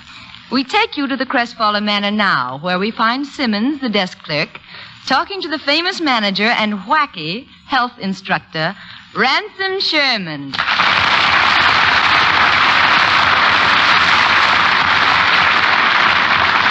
Good morning. Good morning, Simmons. Good morning, Mr. Sherman. And how are you this bright, sunny, cheery? I can't, Kurt. Rheumatism, huh? Well, Simmons, time's a-wasting. Are the guests ready for my lecture on health? Yes, sir. They're all in the gymnasium. Just step in here. Thank you all. All right, break it up, break it up. Now, friends, I might say dear friends, I'm going to talk to you today on the subject of health. Let me spell that for you. I dare broach this intimate subject because as I look out upon your faces, the thought comes to me that I am one of you. It's a pretty disgusting thought. Now, to proceed. Tell them about health. Please, Simmons. I will now tell you about health. There are two kinds of health, and I will name them for you. Good health and bad health. Any fool knows that. So do I. In conjunction with good and bad health, there is nothing more important than breathing. So don't forget to breathe. Now, furthermore. Tell them about exercise, Please, Mr. Sherman. Simmons. I will now tell you about exercise. Mr. Sherman, what form of exercise would you suggest for me? Well, Mrs. Broadbasin, you certainly are. I would suggest something hardy. My advice to you is to get out on the road every morning and run 15 miles. Oh, but that would kill me. Well, if it does, cut it down to 10 miles. Tell them about diet, Mr. Sherman. Oh, please, Simmons. That brings up the subject of diet. Now, you must all watch your diet. One of the most important things you must eat is food. Now, as to breakfast and the best breakfast food... Which one do you eat? Thank you. Well, I do have trouble making up my mind which breakfast food to eat. I can never decide whether I want to be a baseball player, an All-American boy, or a Junior G-man. Now, I would like to tell you about a special week that I created. Tell them about the special week you created. Oh, please, Simmons. I originated this special week many years ago. Now, I know you've all heard of Cranberry Week. Let's all have more cranberries. National Fish Week. Let's all have more fish. National Chicken Week. Let's all have more chickens. National Baby Week. Oh, I could go on for hours. But, folks, the time has come to talk about nature's greatest remedy. An elixir, if you want to call it that, the world's very greatest. Tell them what it's good for, Mr. Get out of here, Simmons. You bother me. Now, friends, do you suffer from lack of appetite after a big meal? Do you have that tired, dragged-out feeling after a 6-hour leave? Do you wake up in the morning with a bad taste in your mouth, fur on the tongue, and big bags under your eyes? So do I. But never mind now, friends, because the answer to your trouble is contained in this little bottle I hold in my hand here. the famous Lesnor Smallfield's elixir of Mosburn. So hurry, hurry, hurry. What ingredients are in Lesnor's amorphous elixir of Mosburn? Had a hell of a time with that, didn't you? No ingredients at all, Pink. Just pure elixir and a mild extract of Mrs. Lesnor Smallfield's favorite meatballs. Make a paste of it for the shoes. Rub it on and they won't pinch. You won't have any pain. You won't have any corns. You won't have any shoes. Also excellent for the teeth. Rub it into the gooms and it'll grow a new set of teeth in no time at all. All right, hurry, hurry, hurry. Hey, is it any good? You can just bet your life it is, neighbor. All right, now, as a special introductory offer, I'm authorized by the Lesnor Smallfield's Corporation, makers of Lesnor Smallfield's elixir of Mosburn, to sell you this bottle, not for $1, not for 50 cents, and not for 15 cents. No, sir. The price of this bottle is a lousy $3.50. All right. With each and every, quiet, please, with each and every bottle of Lesnor Smallfield's elixir of Mosburn purchased at this introductory price, you get at no added cost prizes, ranging in value from genuine Navajo wool-type blankets, ladies' lingerie, a gold-type cigarette case, and 2 cubes of genuine sugar. All right, hurry, hurry. All right, sir. Who's going to be the first to try this famous elixir? Yeah, I'll try it, mister. All right, good for you. Step up here, chum. Drink it down. Show the folks how good it is. Okay. Oh, my mouth, my stomach, my gooms. All right, now, in my left hand, folks, you see a bottle of Sawalish oil of Zelenka, the one and only sure cure for Lesnor Smallfield's elixir of Mosburn. All right, boys, circulate among the crowd. Call out if you want it.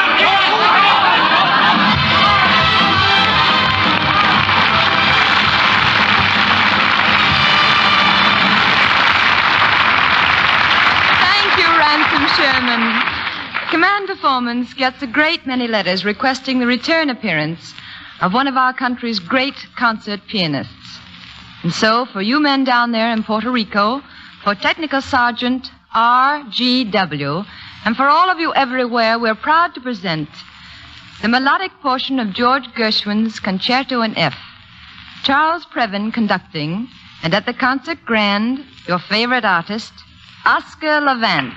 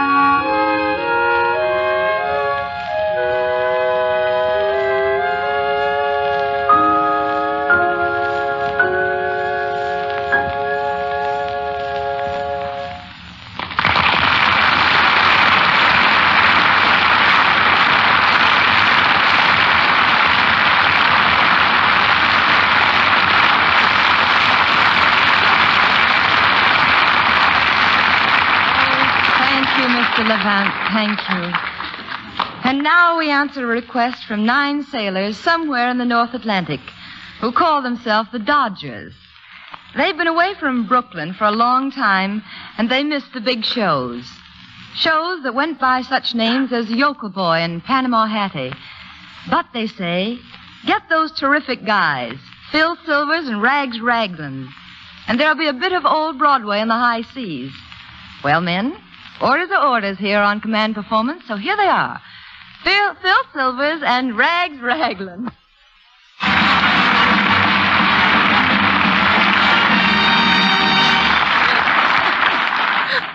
I beg your pardon, Miss Young. Yes, Rags. Do you know where Flugel Street is? Flugel Street. Mm-hmm. No, I don't, Rags. But you might ask that gentleman coming toward us. Well, thank you, I will. Thank you, Miss Young.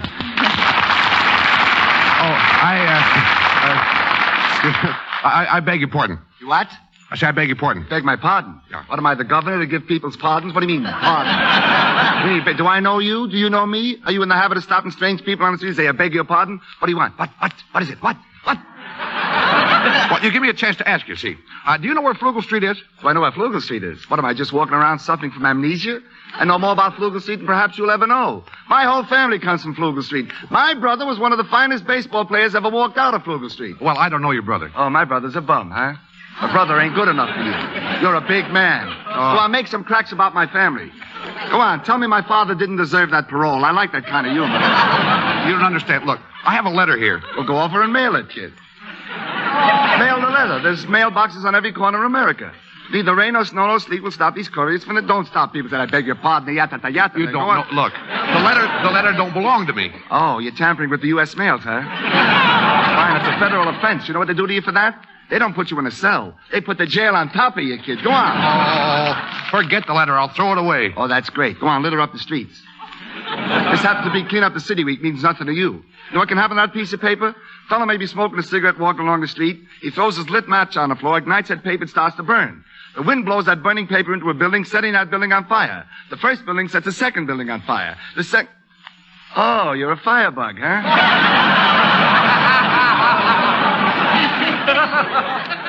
Look, I'll pick the letter up and put it in my pocket. Reaching for a gun, huh? I don't carry a gun. No, a gun makes too much noise for you. What, you got a knife? You want to stab me? Go on, kid. Now, look here. Oh, great. Go ahead. Point your finger at me. Poke out my eyes. Go on, make me blind so I'll have to sell pencils on a street corner. I don't want you to sell pencils. Oh, thanks a lot. First you make me blind, then you deprive me of the way of making a living, huh? Oh, don't bother. What do you want on Flugel Street? Well, I got to deliver this box of straw hats to the Paskudniak Hat Company. Well, that's... Paskudniak Hat Company? Yeah. The Paskudniak Hat Company? Don't tell me you work for the Paskudniak Hat Company. I'm a salesman. Well, you ought to be ashamed to admit it. Those dirty non-union heels. Those filthy sweats. You know who works in the Paskudniak Hat Company? Little girls with little curls. And the blood rushes out of their fingernails. Working 18 or 19 hours a day in that foul-smelling, dim-lit Paskudniak. One little girl I know, Rebecca Castleton, works there 19 hours a day. Then she walks all the way home. She can't afford a streetcar, and her mother's waiting for her. And she climbs up, and she says, Is that a Paskudniak hat you're wearing? Yeah, that's a $5 special. Why should I give you $5 for the hat? You got a license to sell hats? No. But there's hat sales all over America paying huge rentals. You walk around with only your... Let me look at that hat. This is laughable. There's no stability here. Can you take a good hat? Can you take an ordinary hat and do that to it? Look at this leather. You call that leather? That's imitation leather. Show me a good piece of leather you can do that to. Why, this is the most laughable I've never seen. Here's a matzah for you. Look at this hat. It's the most ridiculous thing. I'll put it back. It don't even look good on you. No stability. Well, I still got another hat. I'll just reach in the box and get another one. Oh, reaching for a machine gun, huh? Go on, shoot it out, kid. I don't have a machine gun. Oh, don't kid me, brother. I know a desperate character. You got a machine gun in there. Look, I raise my right hand and swear. You raise your right hand? Yeah. Oh, a Nazi. Oh, what the hell is that?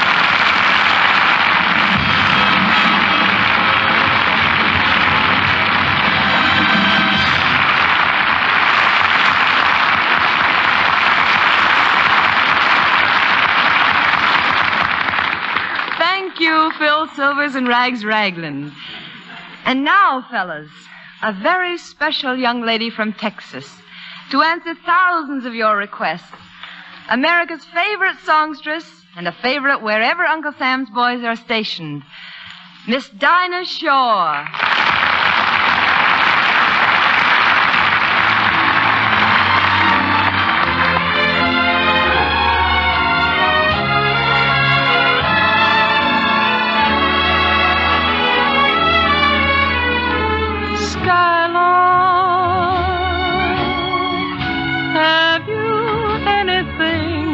Say to me, won't you tell me where my love can be?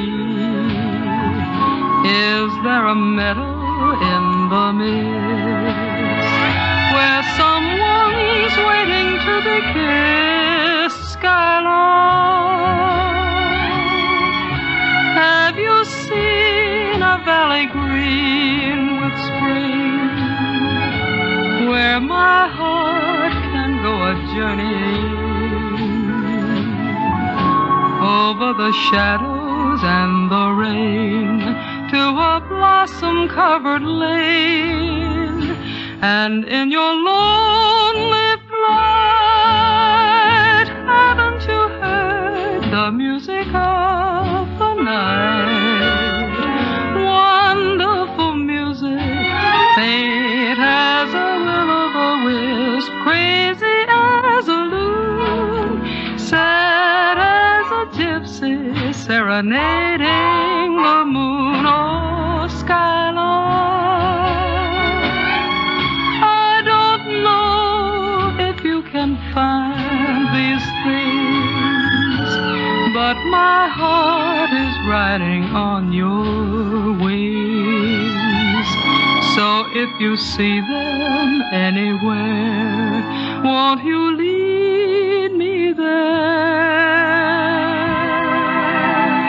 La da da da dee.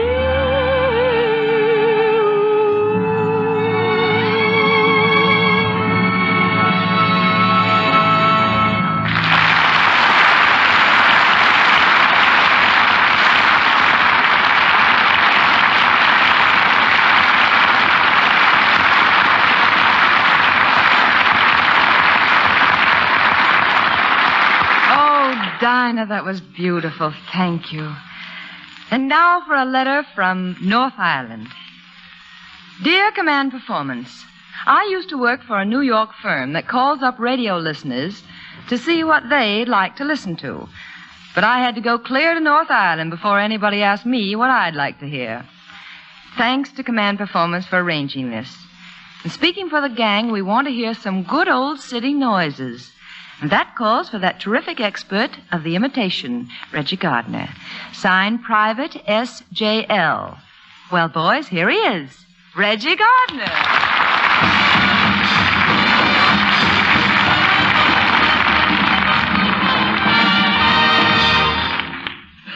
Well, boys, when any one of you has been sick and you're lying in bed, you look around your bedroom and you notice all kinds of objects that you've probably lived with all your life, but just because you're sick, they all assume terrifying and jeering shapes. For instance, you've probably got a flowered border around the top of your wallpaper, roses or something like that in a particular pattern. And if you look at the pattern long enough, you'll find that it makes a noise. Something like this.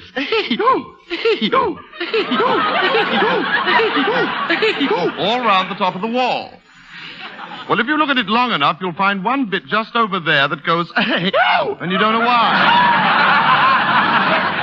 Now, that'll give you some idea of why I think all inanimate objects are actually alive. Now, the most alive thing I think I've ever seen is a railroad locomotive. Not only is it alive, but it's furious. It loathes humanity. And the only man who isn't afraid of it, I've never been able to understand why, is the engineer, who, when he gets the signal to go, he catches hold of a handle, pulls it down, and this furious beast is unleashed. Like this.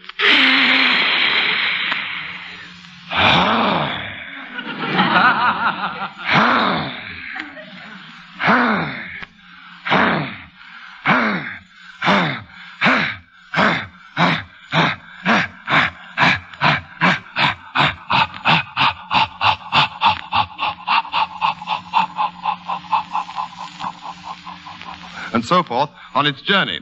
Well, now that we've unleashed this furious thing, we find it's still equally mad, and it has a colossal argument with the tracks it's running on. Like this. Skiddle-a-daw, ball-a-daw, giddle-a-dee, biddle-a-daw, ball-a-daw, giddle-a-dee, biddle-a-daw, ball-a-daw, giddle-a-dee, biddle-a-daw, ball-a-daw. That goes on the entire journey. And not only does it have a colossal argument with the tracks it's running on, but also all the other tracks when they dare to cross its own. Like this. Skiddle-a-daw, ball-a-daw, giddle-a-dee, biddle-a-dee, and so on. You needn't really worry about me. The whole of my family died in an insane asylum. Now, of course, the engine has all kinds of machinery of all different sorts. For instance, there's a kind of shaft thing at the side that goes backwards and forwards like this. And at the end of that, there's a little tiny bit of steel. I rather like him. He's the kind of Jiminy Cricket of the whole setup. And he bobs up and down all out of time. He's really rather a nice fellow just at the end of and he always manages to miss. And I think it's so clever of him. He really. So the whole thing goes like this. And he just goes, Schenectady. Really nice. You take it in the right way. Well, now, by way of ending up this bit of nonsense, I'd like to tell you the one thing that a train loathes more than anything else, and that is another train coming in the opposite direction. That it cannot take at all. You've probably settled down quite calmly in your seat in the train, having got used to skiddle-a-daw, ball-a-daw, giddle-a-dee, bull-a-daw, bull, and all the other horrid noises, when suddenly, to your amazement, this new thing, this train coming in the opposite direction, bursts upon you and nearly knocks you on the floor. It's the most frightening thing in the world, and it goes like this. Skiddle-a-daw, ball-a-daw, giddle-a-dee, biddle-a-daw, ball-a-daw,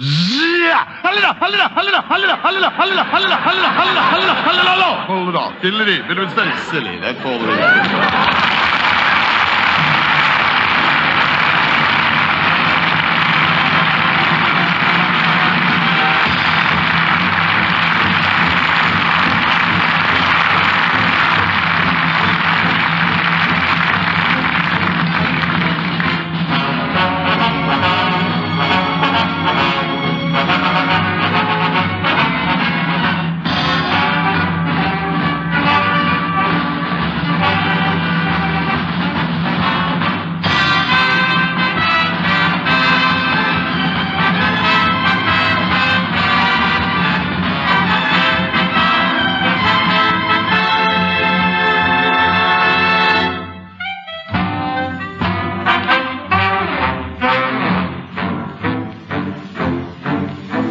Well, fellas, as the boy on the mine planter said, it's time to set this one out. But from the bottom of our hearts, we want to say thanks for this half hour with you stout-hearted fighting men of Uncle Sam. We spoke of you as being number one on the personal hit parade of each and every one of us over here in the USA. You keep on remembering that, won't you? And remember, too, that Command Performance is the hit parade of American entertainers who are going all out for you. And we'll keep on remembering that you fellas and those bombers have a hit parade, too. And that numbers 1, 2, and 3 on that parade are Germany, Japan, and Italy. Good night, boys, and God bless you.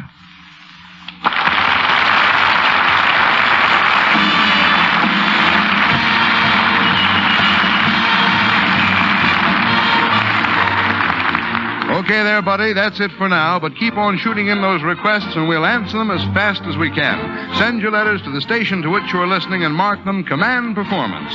Command Performance, the great international jukebox that has all the entertainment but requires none of your nickels. Till we shortwave at you next week, then, we'll be seeing you after you've seen the last of the Axis.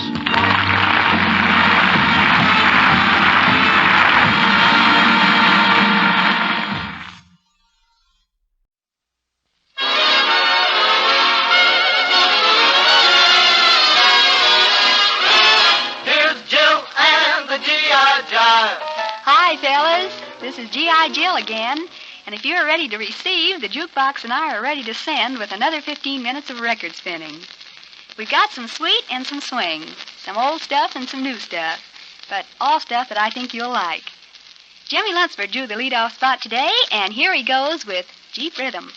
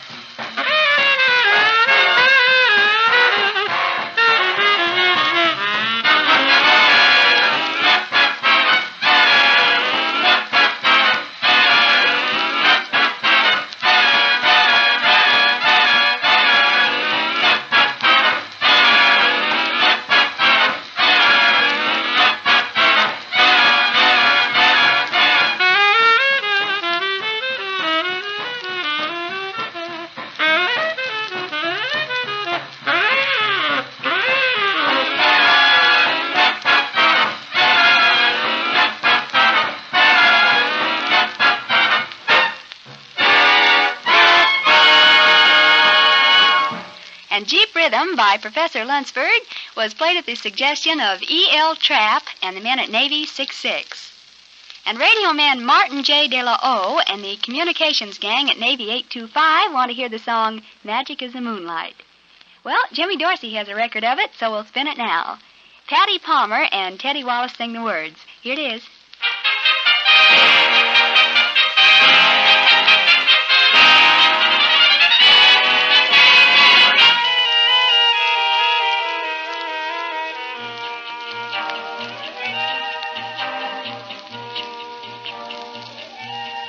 Magic is the moonlight on this lover's June night, as I see the moonlight shining in your eyes.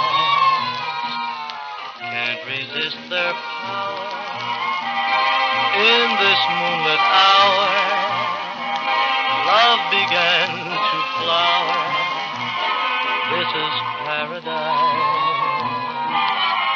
Living in the splendor of your kiss so tender makes my heart surrender to your love divine. Magic is the moonlight more than any June night.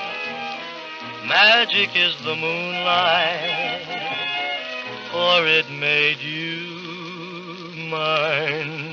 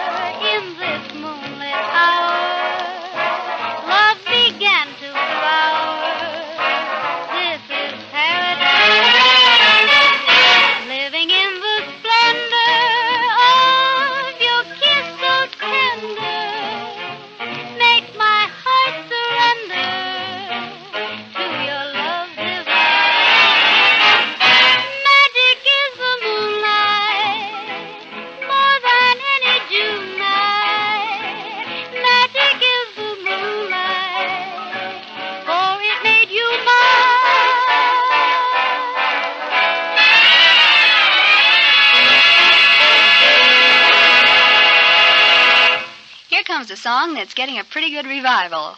It came out many years ago, and in the past few months, several people have made new records of it. Among them, Harry James and Perry Como. We're going to spin Perry Como's this session for Charles Vonderland and all the men at Navy 3205, Henry Cloutier, and the Royal Canadian Air Force. See what you think of this Perry Como, fellas. I think he sounds pretty good. Here he is with I'm Confessin'.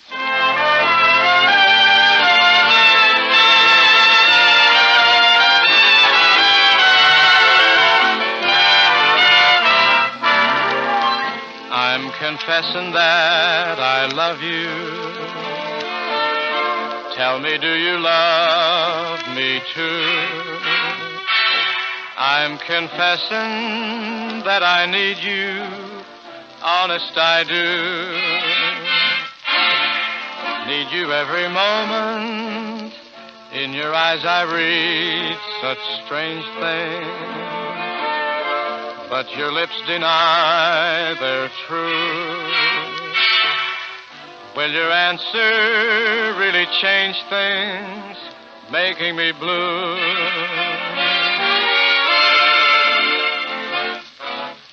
I'm afraid someday you'll leave me, saying, can't we still be friends? If you go, you know you'll grieve me. All in life on you depend. Am I guessing that you love me? Dreaming dreams of you in bed. I'm confessing that I love you over again.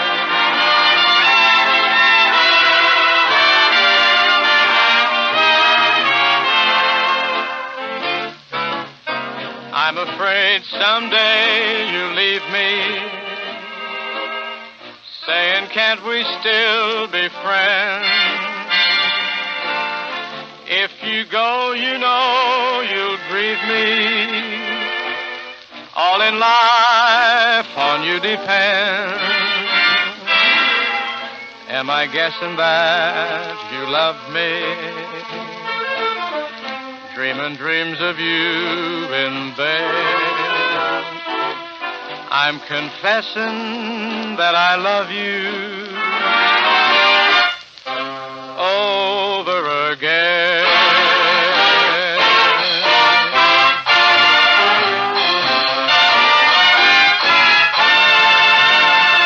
It's GI Jive, where answering your record requests is the main idea. We're getting a pretty solid collection built up, fellas, so chances are I've got your favorite in stock. Just let me know what you want to hear by writing me in care of GI Jive, Armed Forces Radio, Los Angeles, USA. A few sessions ago, we played Larry Clinton's fine record of Martha.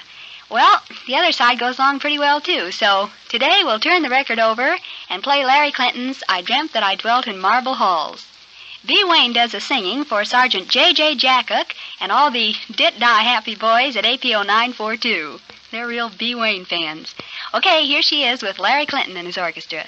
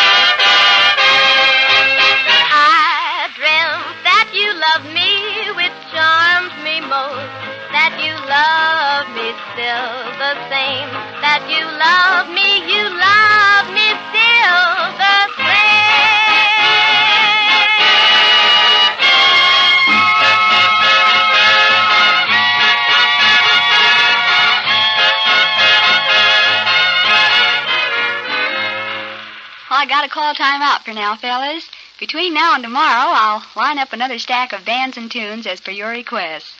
Till next time, then, this is Jill saying good morning to some of you, good afternoon to some more of you, and to the rest of you, good night. This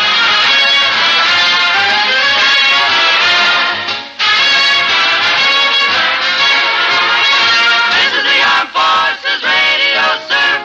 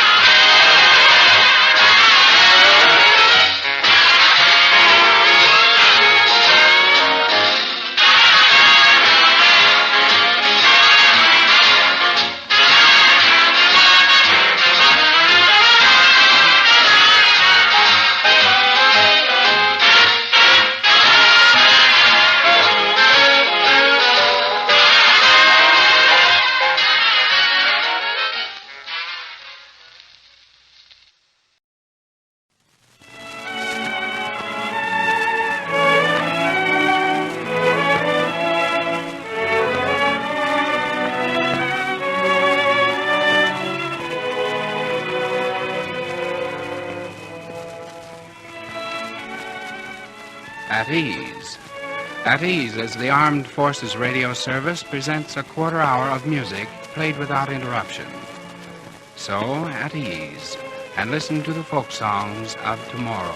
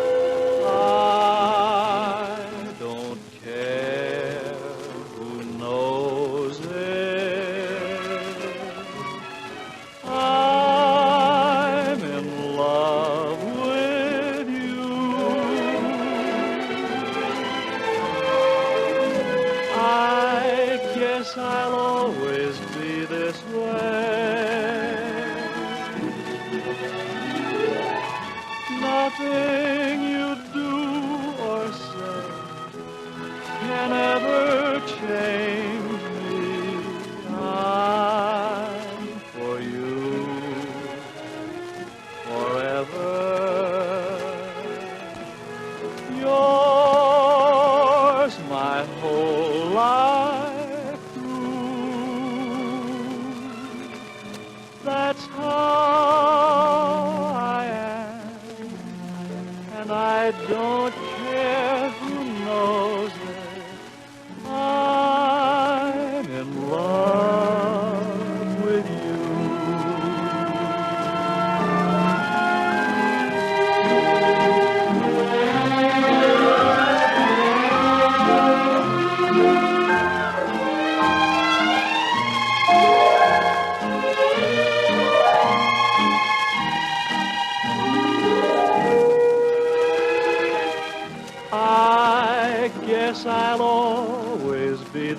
away. Nothing you do or say can ever change me. I'm for you forever. Yours my whole life through. That's how I am, and I don't care who knows it. I'm in love, so head over heels in love with you. Yes, I'm in love with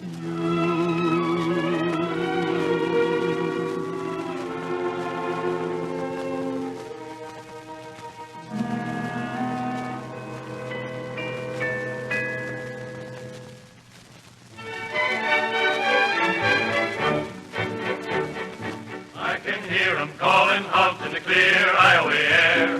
I can sniff the fragrant whiff of an Iowa rose. You've got Iowa in your heart. I've got Iowa in my hair. You've got Iowa in your ear tonight and long. Oh, I know all I owe. I owe Iowa. I owe Iowa all I owe, and I know why. I am Iowa born and bred, and on Iowa corn I'm fed, not to mention her barley, wheat, and rye. You owe Iowa for her ham, and her beef, and her lamb, and her strawberry jam, and her pie.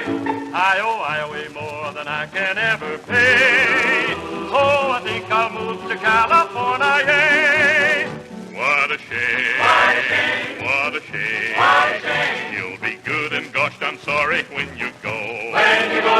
When you leave your native state, you'll be feeling far from great. You'll be good and gosh, I'm sorry when you go.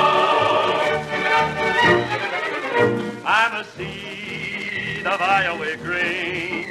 You're a green that Iowa blue. I'm a drop of Iowa rain.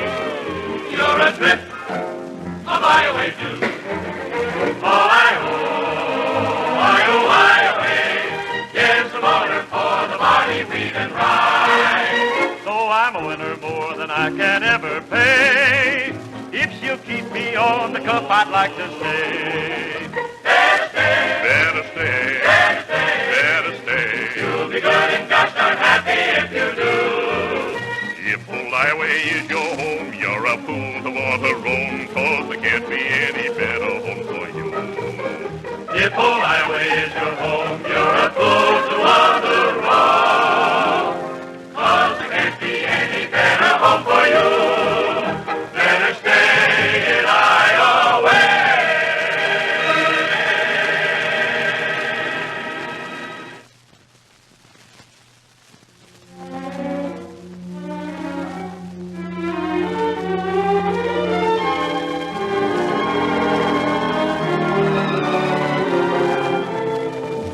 Please hide that April moon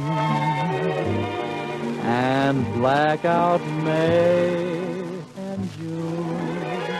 I'm not having any this year. Lock romance for the summer.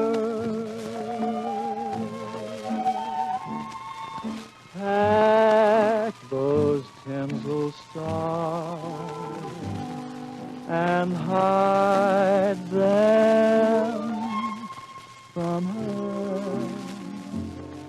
Please stop that autumn rain.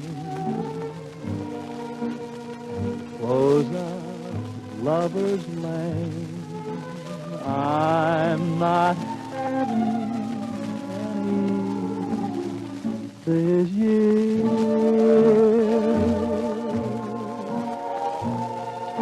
Let the sun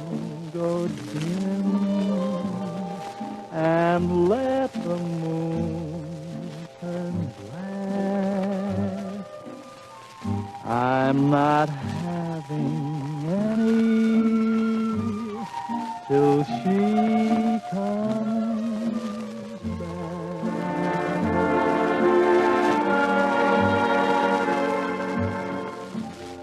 Please stop that autumn rain and close up Lover's Lane. I'm not having any this year.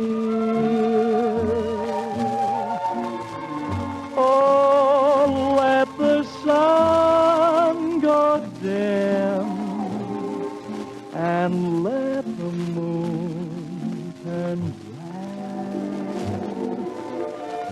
I'm not having any till she comes back.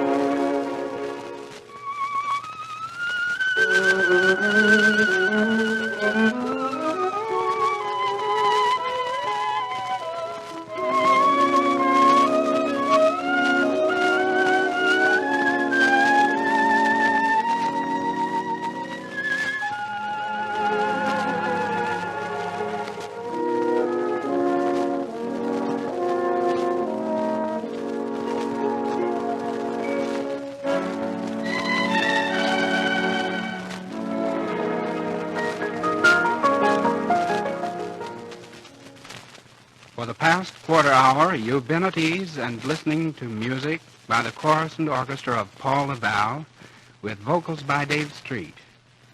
Songs were Dancing in the Dark, I Don't Care Who Knows It, All I Owe, I'll Away, I'm Not Having Any This Year, and That's For Me.